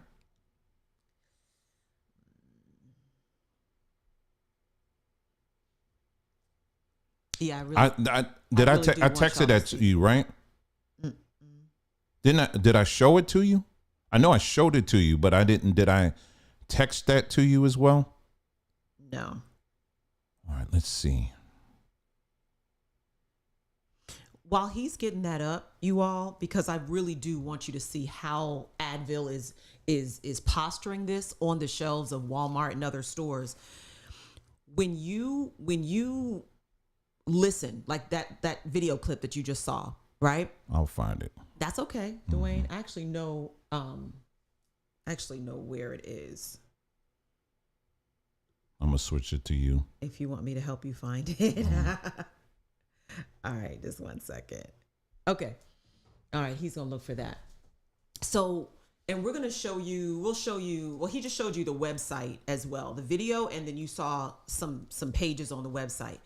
Here's the thing, the campaign on its surface or on its face, it sounds good. Like the average Black person listening to that will say, yes, they do need to, recognize when we go into a doctor's office and we tell them that we're in pain. They don't need to brush it off. They do need to recognize that. Absolutely. It's about time.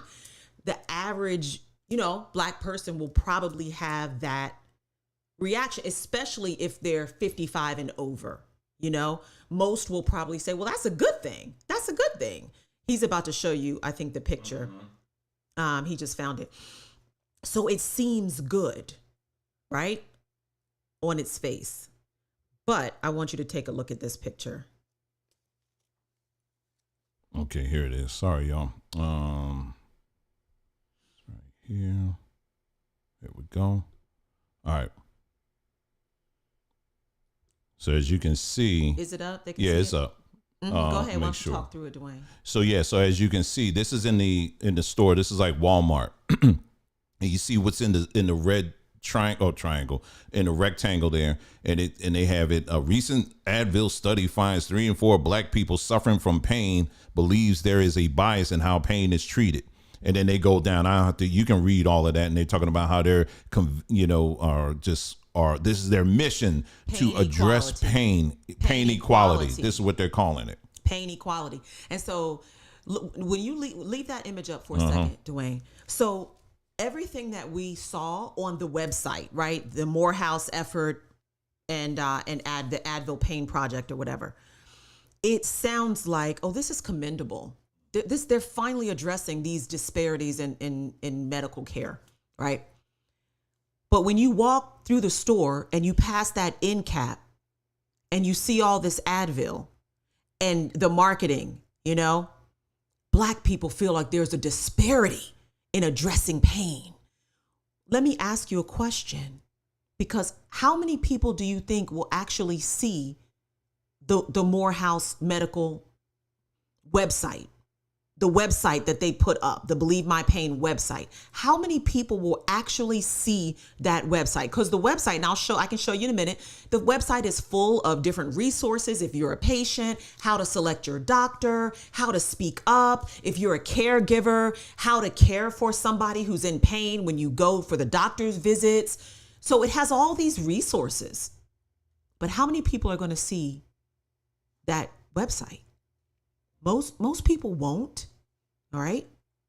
Maybe down within the AU Center they will, but most people won't.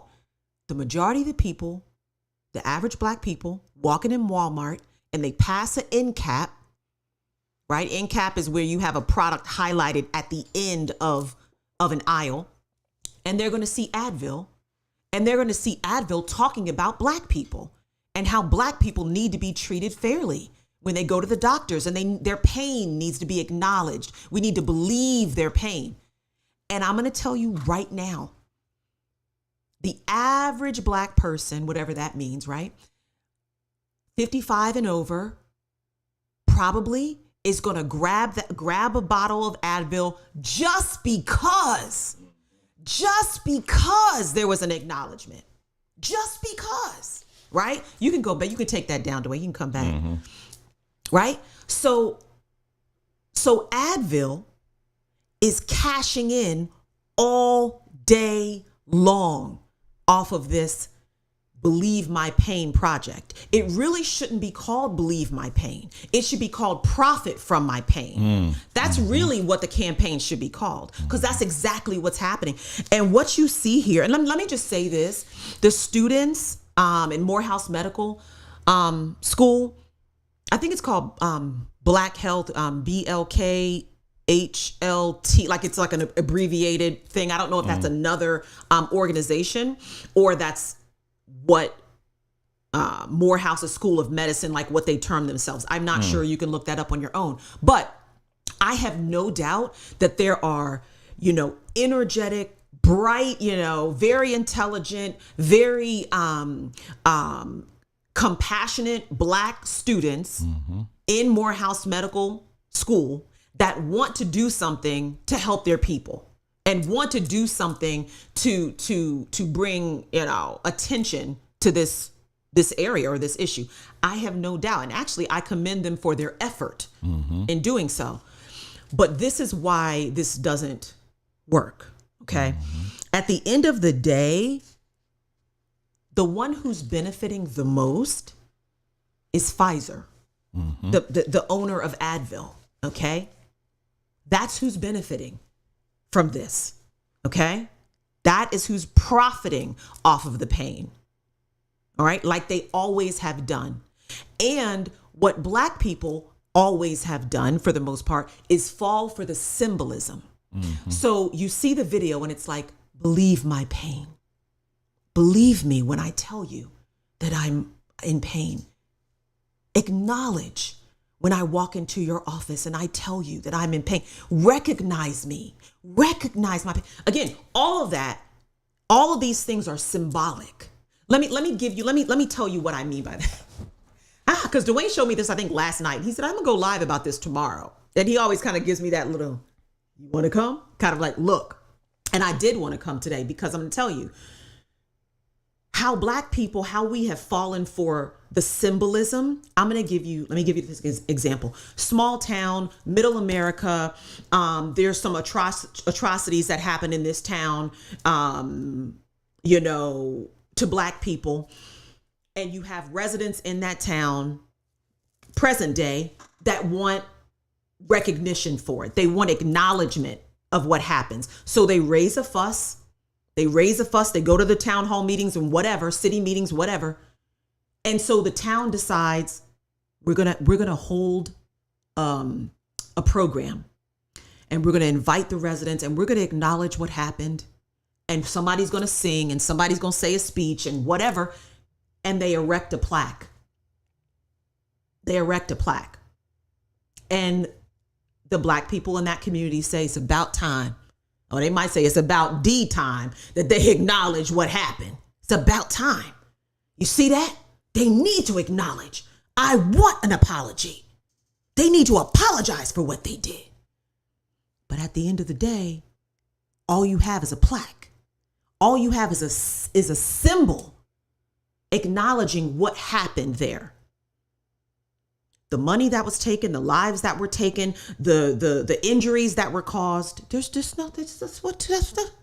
Nobody has made any type of retribution for that. Nothing. All you have is a symbol. All you're left with is a symbol. And what I'm saying is, with this situation here, with this whole initiative, Pfizer said, yes, we'll do it. Yes, we will do this. We believe, we care about the Black community, and these disparities in healthcare, they must be addressed. And Advil, we stand with Morehouse, and all of that, symbols. Meanwhile, they're cashing in on the end cap all day long and profiting off pain like they always have. Here's the reason. When people say when Black people, we want an apology or we want acknowledgement. Let me tell you, just like you saw on the video that we played, the Believe My Pain. Now, I'm not making a mockery of people that are in pain. I mean, no, not at all. Not at all. My heart hurts for that. But when we stand and we say, you know, white man, believe my pain. White system, believe my pain. Pharmaceutical companies, believe my pain. Treat my pain. All of that is a slave mindset because you are begging still. You're begging the system to acknowledge you, to care for you, to not even make you equal, make your pain equal. Now we need the pain to be equal. You want pain equality. All of that is a slave mindset. Okay. And I'm going to tell you right now, okay, Pfizer, who owns, because there was a company that made Advil and then they renamed the company to Halogen, and then Pfizer was going to sell off some of their shares in Halogen, and it was a big whatever thing. But at the end of the day, Pfizer owns Advil. Okay. Still, at least to the best of our research. How, for the people that want an apology and want acknowledgement, an apology for past atrocities is garbage in the face of present atrocities. Meaning those atrocities that the pharmaceutical companies have done, they're still doing. Pfizer, like we said, we're on YouTube and we cannot go all the way there. We cannot go all the way there. I would just tell you to check the mortality rates. Check the mortality rates, Check the mortality rates. Over the last, I could give you specific date search. I could tell you, check the mortality rates for third quarter 2021, fourth quarter 2021, first quarter 2022. Check the mortality rates and see in certain categories, did it not increase by over 40%? Which is, you may hear that and say, oh, that's high. No, that's not high. That's the equivalent of a catastrophic event happening in the US. Like, in other words, mortality rates increasing by 40% would be the equivalent of like a tsunami coming on the east coast of the US and wiping out countless people. I'm giving you just the layman's terms, but we have done videos breaking down these studies, showing you numbers, percentages, showing you data from insurance companies, showing you mortician data, and how, I'll be careful, Dwayne, I promise I'll be careful, and how 2020, when we were told that there were all of these deaths mounting up due to a certain thing, the mortician rates were the same as they always are. But after a certain agent was introduced to over 70 million people, then you see the mortality rates spiking up. All cause mortality, not just one thing, not just heart, blood clot. No. All cause mortality up 40%. Well, why does all cause mortality? Why is that a thing? Because the agent that was introduced affects the entire body and causes, anyway, I gotta stop myself because they will cut this. They will cut this live. I have to stop. I'm gonna stop. And I'll have this on, look, this is why we gotta have BondTube. That's why we gotta go over to BondTube commercial, BondTube commercial, because again, like I said, we need, if you want to keep that platform up, we don't make a dime off of that. Okay. This ain't some kind of like, you're going to see me drop.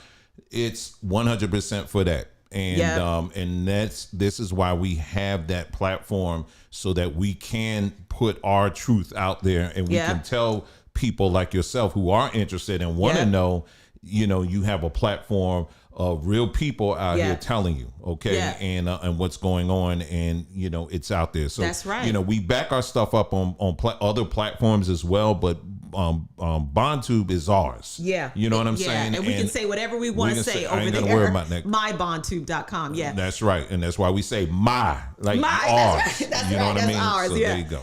Yeah, and just a few more thoughts really about this symbolism thing. And I really want you to think about that, the symbolism that black people, that our people fall for over and over and over again. Over and over and over again. So symbolism, like, like the video he played. I don't know what date that was. I don't know if that was early 2020, talking about the vaccine development. And she said there was black people in the room.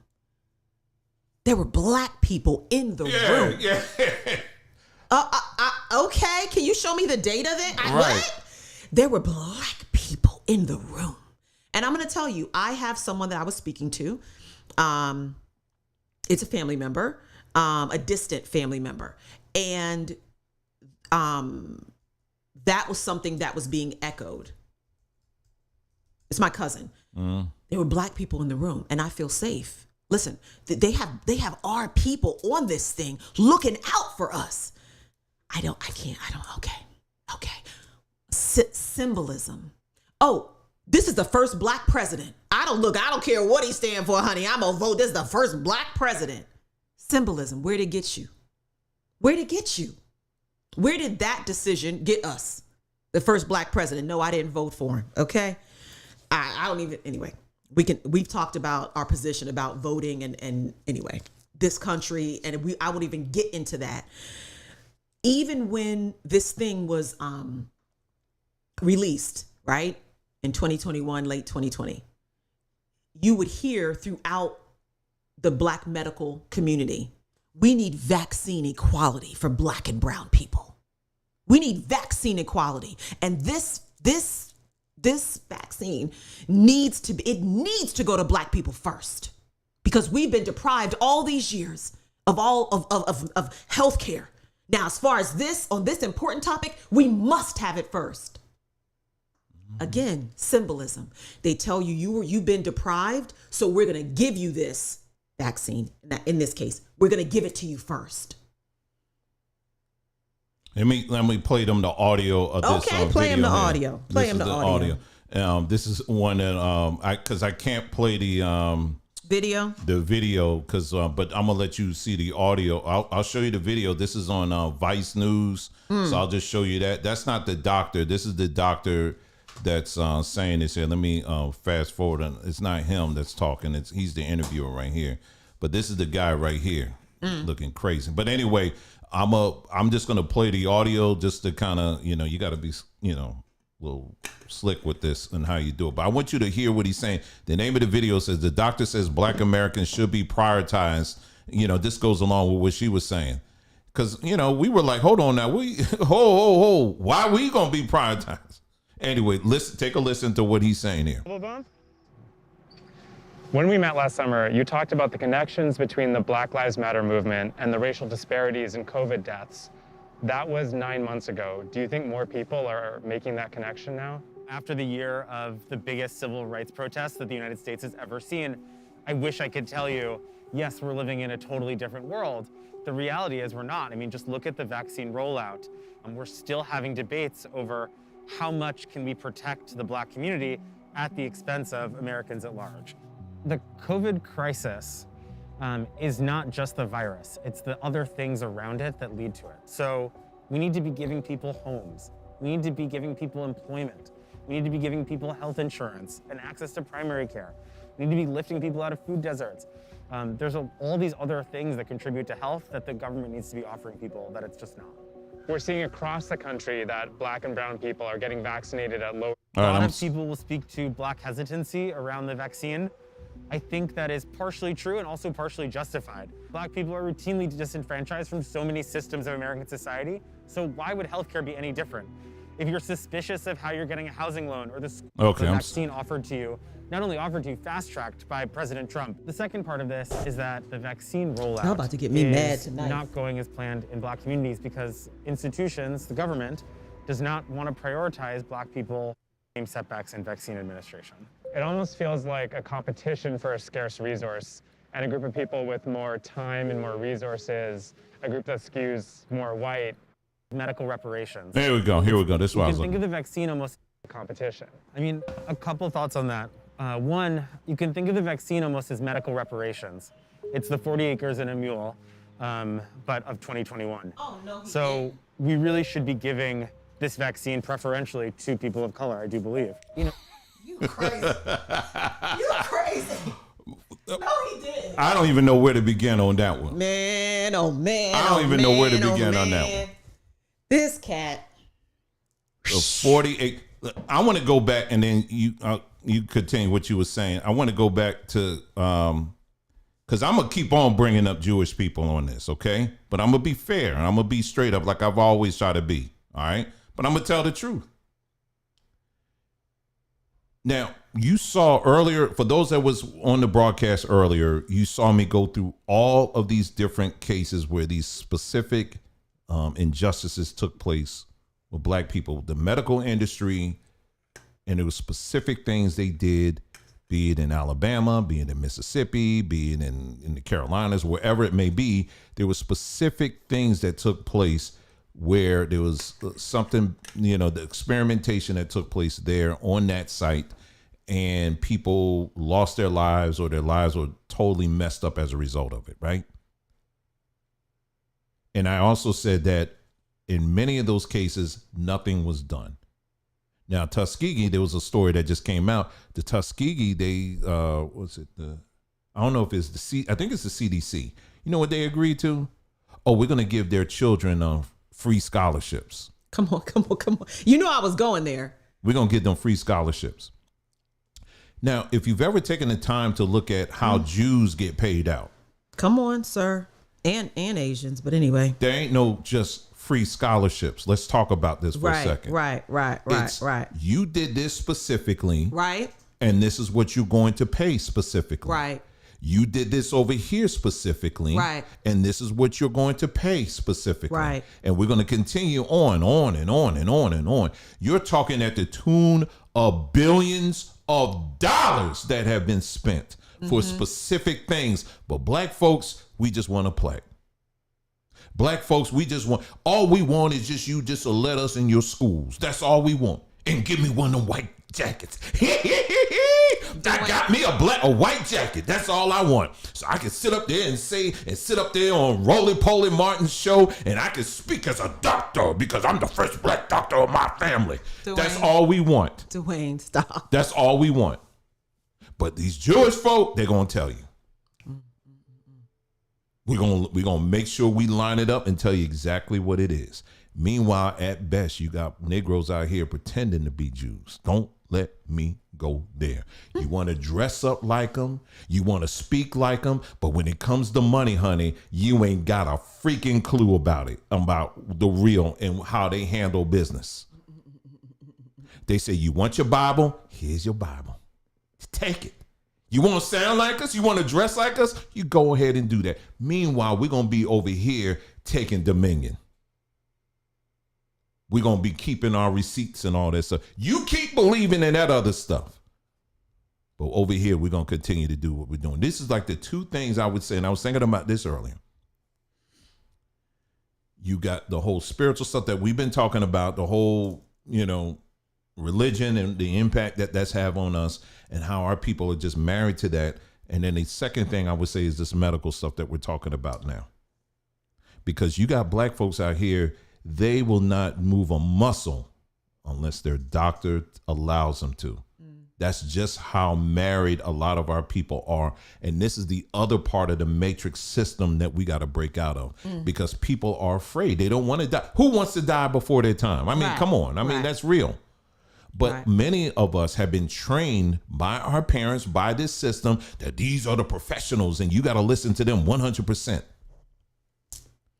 And you can't take any, you talking about plants? Oh, that's that old half African hoodoo voodoo stuff. Ain't nobody talking about that. You don't need to listen to that jungle medicine stuff. They call it jungle medicine, but they be up in the jungles getting that medicine now, don't they? Yeah.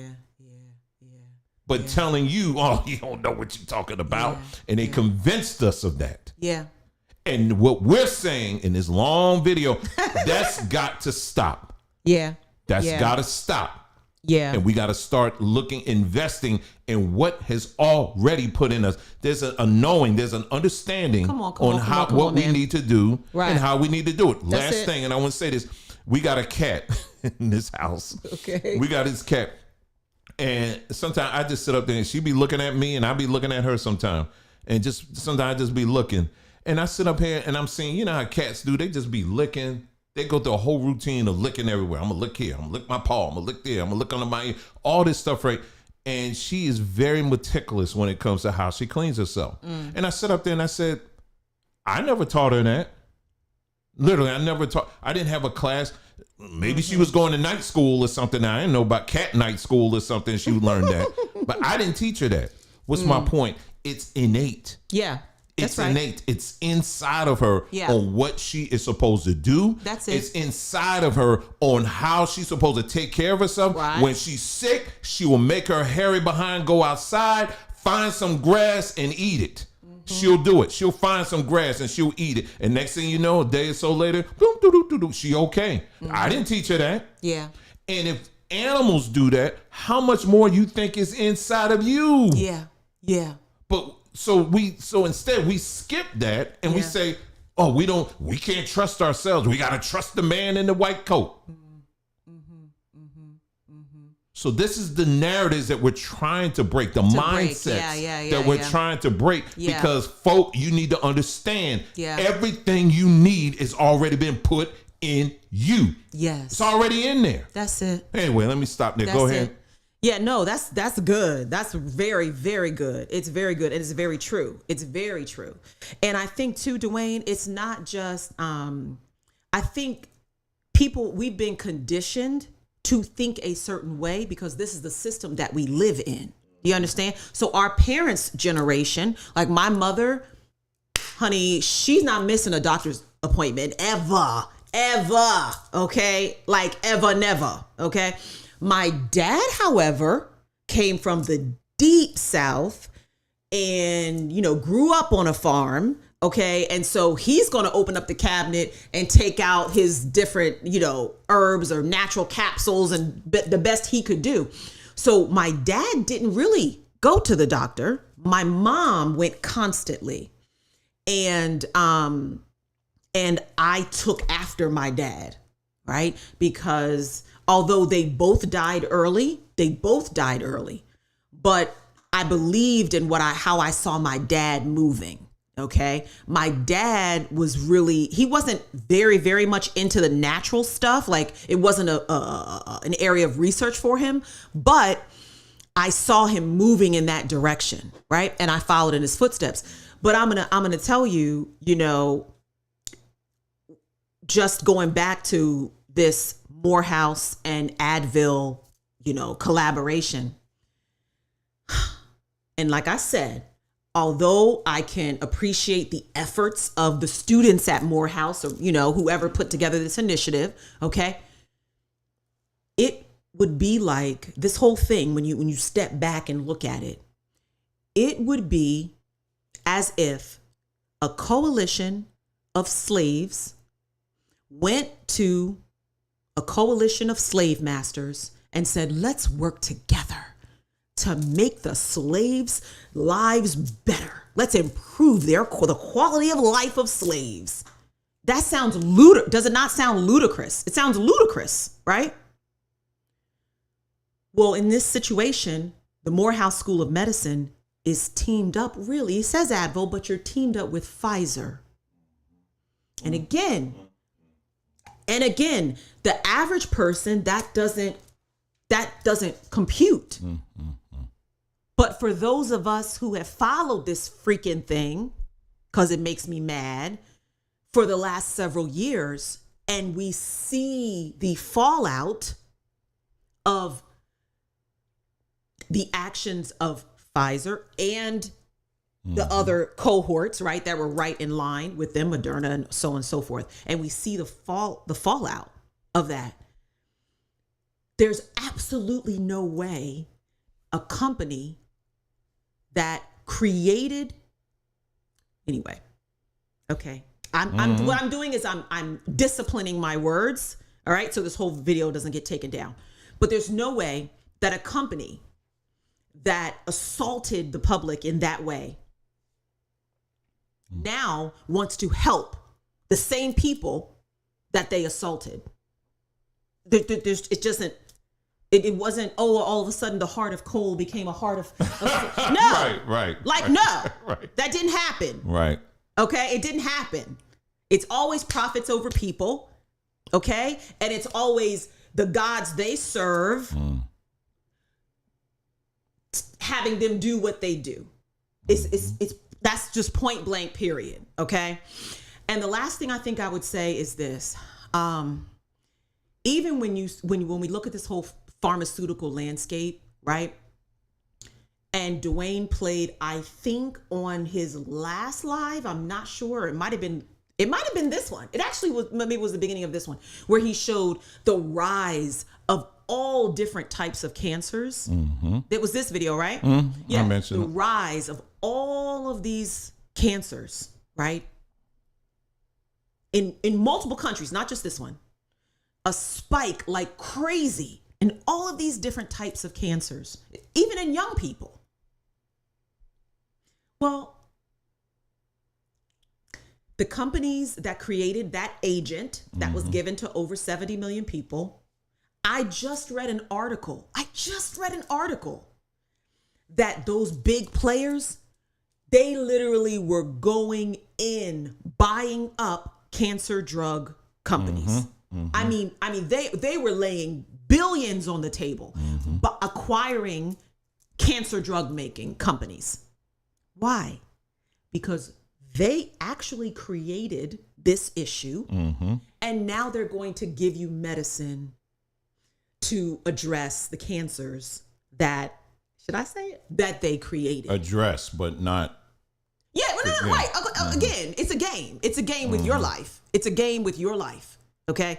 And so at the end of the day, this is why I say at any point that you are begging the system to acknowledge you, care for you, love you, treat you, guide you, lead you, pay you, teach you, or your children. If in any way, shape, or form that's your game plan, you will lose. You will lose.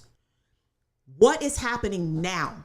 What our people have to do now is take control of every single area of our lives. Take back control.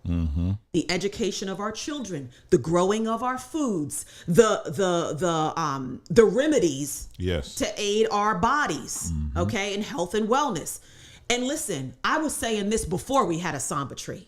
I'm not saying this so you can go buy something on my website. You can do that. That's wonderful. We appreciate it. I'm saying it so you can do what you need to do for your life to take control or take back control of these areas that we have just by default just given over. All right. These areas were first taken from us, which we had no control over. Okay. In the slave trade. But now it's 2024. All right. We can think better. We can do better. We can live better. We can love better. We can do all of these things better by changing our mindset, getting our minds healthy, getting our bodies healthy. All right. Like we always talk about, reconnecting with our creator and the nature that's right outside. All right. And the more we do that, the more disconnected we will become from this system. The more disconnected we'll become, the more we'll be able to think in a much more, when I say a natural fashion, I mean natural based on how we were meant to live. Do you understand what I'm saying? So when we catch a little cold, it won't be, where's the number to the doctor? Where's the, it'll be like, wait a minute. What was that herb I researched? Or what was that such and such? You know, you have some back pain. Oh, well, you know, doc, can you prescribe me some, I got this back pain. I got some sciatica pain. I really need to. Listen, you got Instagram, TikTok, YouTube. What? Let's get a mat and get on the floor. Let's start doing some exercises so we can stretch out our back. I'm giving you examples. What I'm saying is, in our daily lives, there is opportunity after opportunity after opportunity to become less connected to this system. It is. We're living in, you may live in it. Nobody's telling you go quit your job now. Okay, let's not. But you have every opportunity to become less connected to this system, less plugged in. Okay. And yes, we're on YouTube and we got mics and phones because, you know, that's what it takes to do what we do. But every time I eat, I'm thoughtful about what I'm eating. My mindset, I'm thoughtful about my mindset. At every turn, and I'm done, Dwayne, I'm done. At every turn, I'm gonna tell you one story, and I don't think this person will mind because I'm not even gonna mention who it is. It's just an anonymous person, okay? Let's call her Tanya, Sister Tanya, okay? I was having a conversation with Sister Tanya, and I am done. But this illustrates our point. I was having a conversation with Sister Tanya. Sister Tanya deals with anxiety, you know, she deals with anxiety and some worry, you know, and with a lot of people do. There's an anxiety epidemic, by the way, if you didn't know. Mm-hmm. But anyway, deals with anxiety. And so when Sister Tanya, when she goes to visit her healthcare practitioner, she gets nervous because she don't know what these people are gonna, you know, prescribe or say or do. And so her blood pressure starts going up because she's anxious about what's going to happen in this appointment. So when they test Tanya and they say, your blood pressure is through the roof, we're going to have to get you on some medication. Well, I'm already on a blood pressure medication, and I actually had weaned myself down off of it because I was taking black seed oil and blah, blah, blah, right? And they say, well, all I can do is I'm looking at your numbers right now, and this I just can't let you go with your numbers this high. We're gonna have to prescribe another blood pressure medication. So that's blood pressure medication number 2. Okay. So Tanya, some time passes. She goes back to she goes to another doctor, and they test again. Now again, it's elevated because she's nervous. Okay, because she's in this office. And she says, listen, I think I need to prescribe another blood pressure medication for you. She says, well, wait a minute. This will be the 3rd blood pressure medication. What do you mean? I mean, I don't need another medication. She says, well, you know, we need your numbers to be within this range, right? Now, let me tell you this. Now, thankfully, Tanya didn't take that 3rd blood pressure medication. But let me tell you, just from that story, what is happening. What's happening is this. That doctor has a chart and has a guideline of what that blood pressure needs to be. Even though Tanya shared with the doctor, listen, I have anxiety when I come into these offices. My blood pressure usually is pretty fine. I test it at home, but it's just because I'm in the office. Blinders. The doctor has blinders, doesn't even acknowledge that. Well, that might be, but right now, these are your numbers, and I do need to get you on some medication. So what happens is this. The medication that's prescribed for the body to get the blood pressure down is just getting the body to assimilate into a certain category, into a certain range of numbers. There's no regard for the cause of that blood. In other words, the body's just reacting to the anxiety. So we don't need to give Tanya blood pressure medication for the blood pressure. We need to address Tanya's anxiety, whether it's magnesium glycinate or whether it's ashwagandha or whatever it is, whether it's lion's mane, to get Tanya to be able to relax, and let's deal with the root, which is the anxiety and the worry and the stress. And let's work on that, and the body will follow. So the numbers will follow if you deal with the root. But if Tanya keeps heaping on that medication, her numbers will look good because her body was forced into submission when the anxiety root was never addressed. So the anxiety is spiraling up, and meanwhile, the body is in chains, being forced to produce a certain number, which is really not authentic. because the body, the root of that anxiety needs to be addressed. I just had a conversation like this, and this is what I'm saying. But in that exchange, what that white coat, and I'm not vilifying white coats, because like Dwayne said, there are great doctors out there. There are doctors that are also broadening the scope from conventional medicine and getting into integrative medicine and some other natural therapies, because they see, or they don't see, the results that they want to see in their patients. Okay, so that is happening. I need to acknowledge that. But as I finish, in this conversation, that exchange with that doctor had Tanya really worried, because the doctor said, well, you're going to need to test yourself at home, and then I want you to bring in the machine. I want you to test yourself in front of me. And Tanya said, it's like she wants me to prove what I'm telling her. My blood pressure is fine when I'm at home. This is what I'm saying. This is what I'm saying. All right. Our people, I can't speak for anybody else because I don't know them. Okay. Our people, the way we were made to live in harmony with the earth and what the earth produces. The food that the earth produces, the sun that the when I say the earth gives, but you know what I'm saying. Mm-hmm. The sun, the light that the sun gives. Mm-hmm. Okay. Clean water. Mm-hmm. I could do a whole video about clean water, but we were meant to live like that. Right? We can't do anything with what they're spraying in the skies and all. We can't do anything about that. Okay. But what we can do is and what Tanya did, which I'm so proud of Tanya, what she did was she said, I just don't feel right about that. I don't feel right about that. And I know when I was taking my blood pressure myself, it was fine. And it's fine when I'm at home, when I'm not, revved up, and she said, I just don't feel good about that. And she made the decision, I'm not going to listen to this person just because they're wearing a white coat when I know what my body has shown me, and I need to follow that.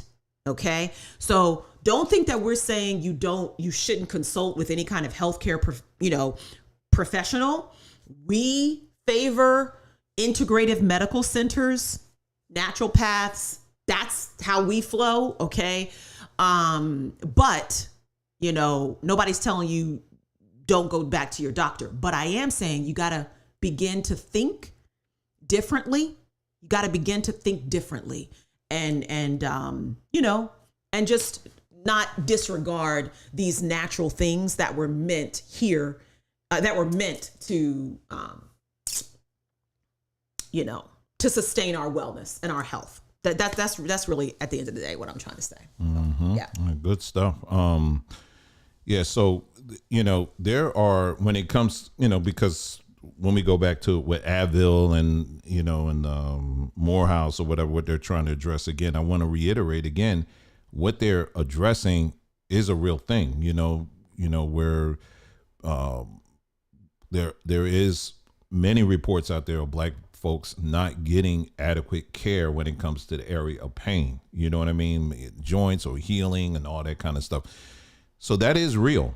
But like I say, you can't tell an effective lie without some truth. And so we went through their website and I showed you everything. So, but there are numbers of different herbs and things that are out there. And we'll put that in the newsletter too. Like if you're dealing with any kind of physical pain, as in like joint pain or things like that, turmeric comes on top of the list on that. Turmeric is absolutely number one on the list. Turmeric. If you have turmeric in your cabinet, you can mix it with a little black pepper, right? Because black pepper aids the absorption and enhances the effect of the turmeric. There's an agent within the turmeric root called curcumin, and that is what really delivers the pain relief. All right. We have turmeric on Symbolism.com. Yes. We also have turmeric capsules, right? Turmeric 50/50 pepper capsules, right? So you're getting the turmeric, the black seed powder, and the black pepper.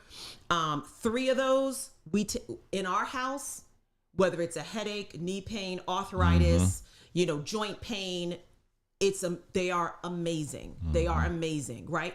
But even if you're just at home and you have turmeric in your cabinet and that's what you have closest to you, use it. Take the turmeric powder, mix a little black pepper with it, and you can make a golden milk drink.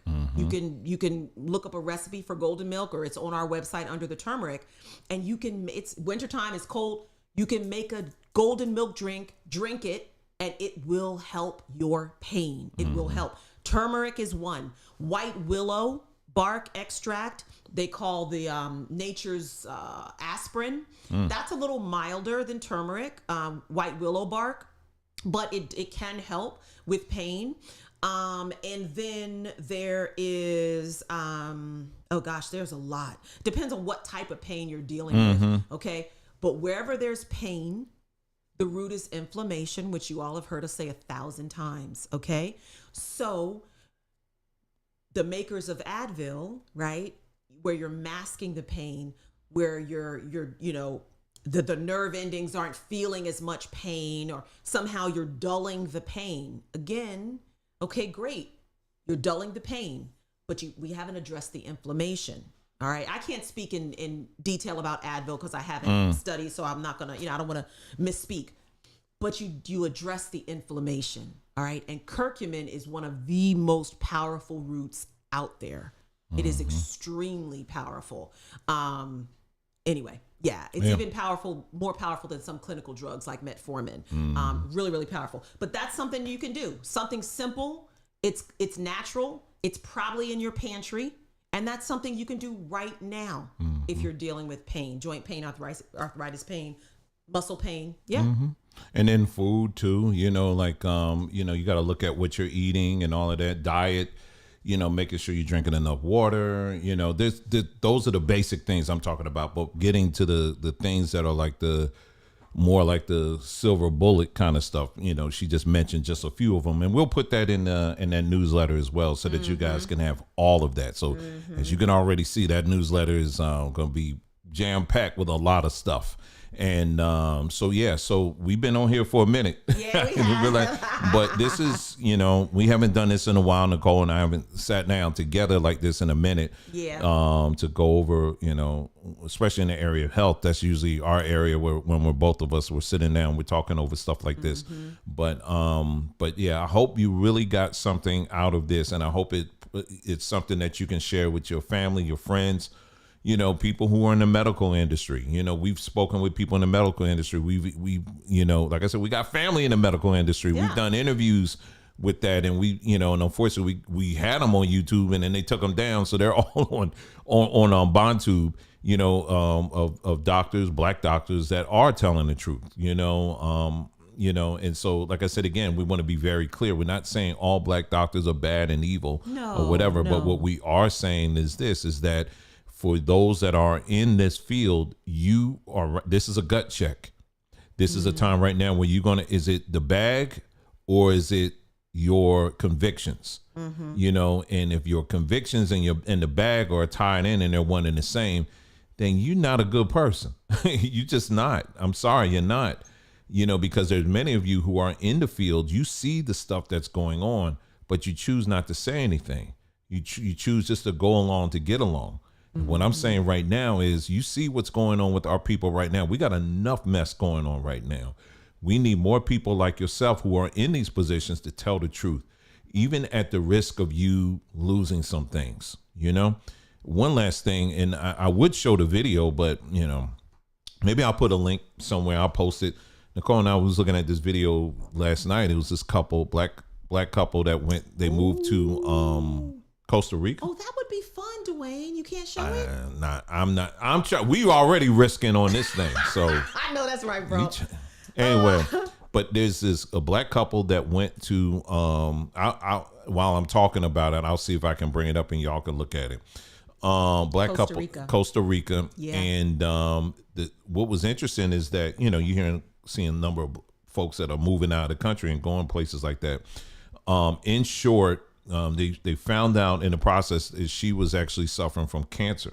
Yeah, breast cancer. And so she went down there first thing that happens, you know, of course, her diet changed, because you hear a lot of people say when they go down to these areas, you know, outside of the U.S., what they notice is that, man, I'm eating all this food and I'm doing good. I'm you losing know, weight. I'm losing weight and all this feeling other stuff. better. And that's what was happening. All of a sudden now she was doing better. She was getting a lot of, her energy was up, the whole nine.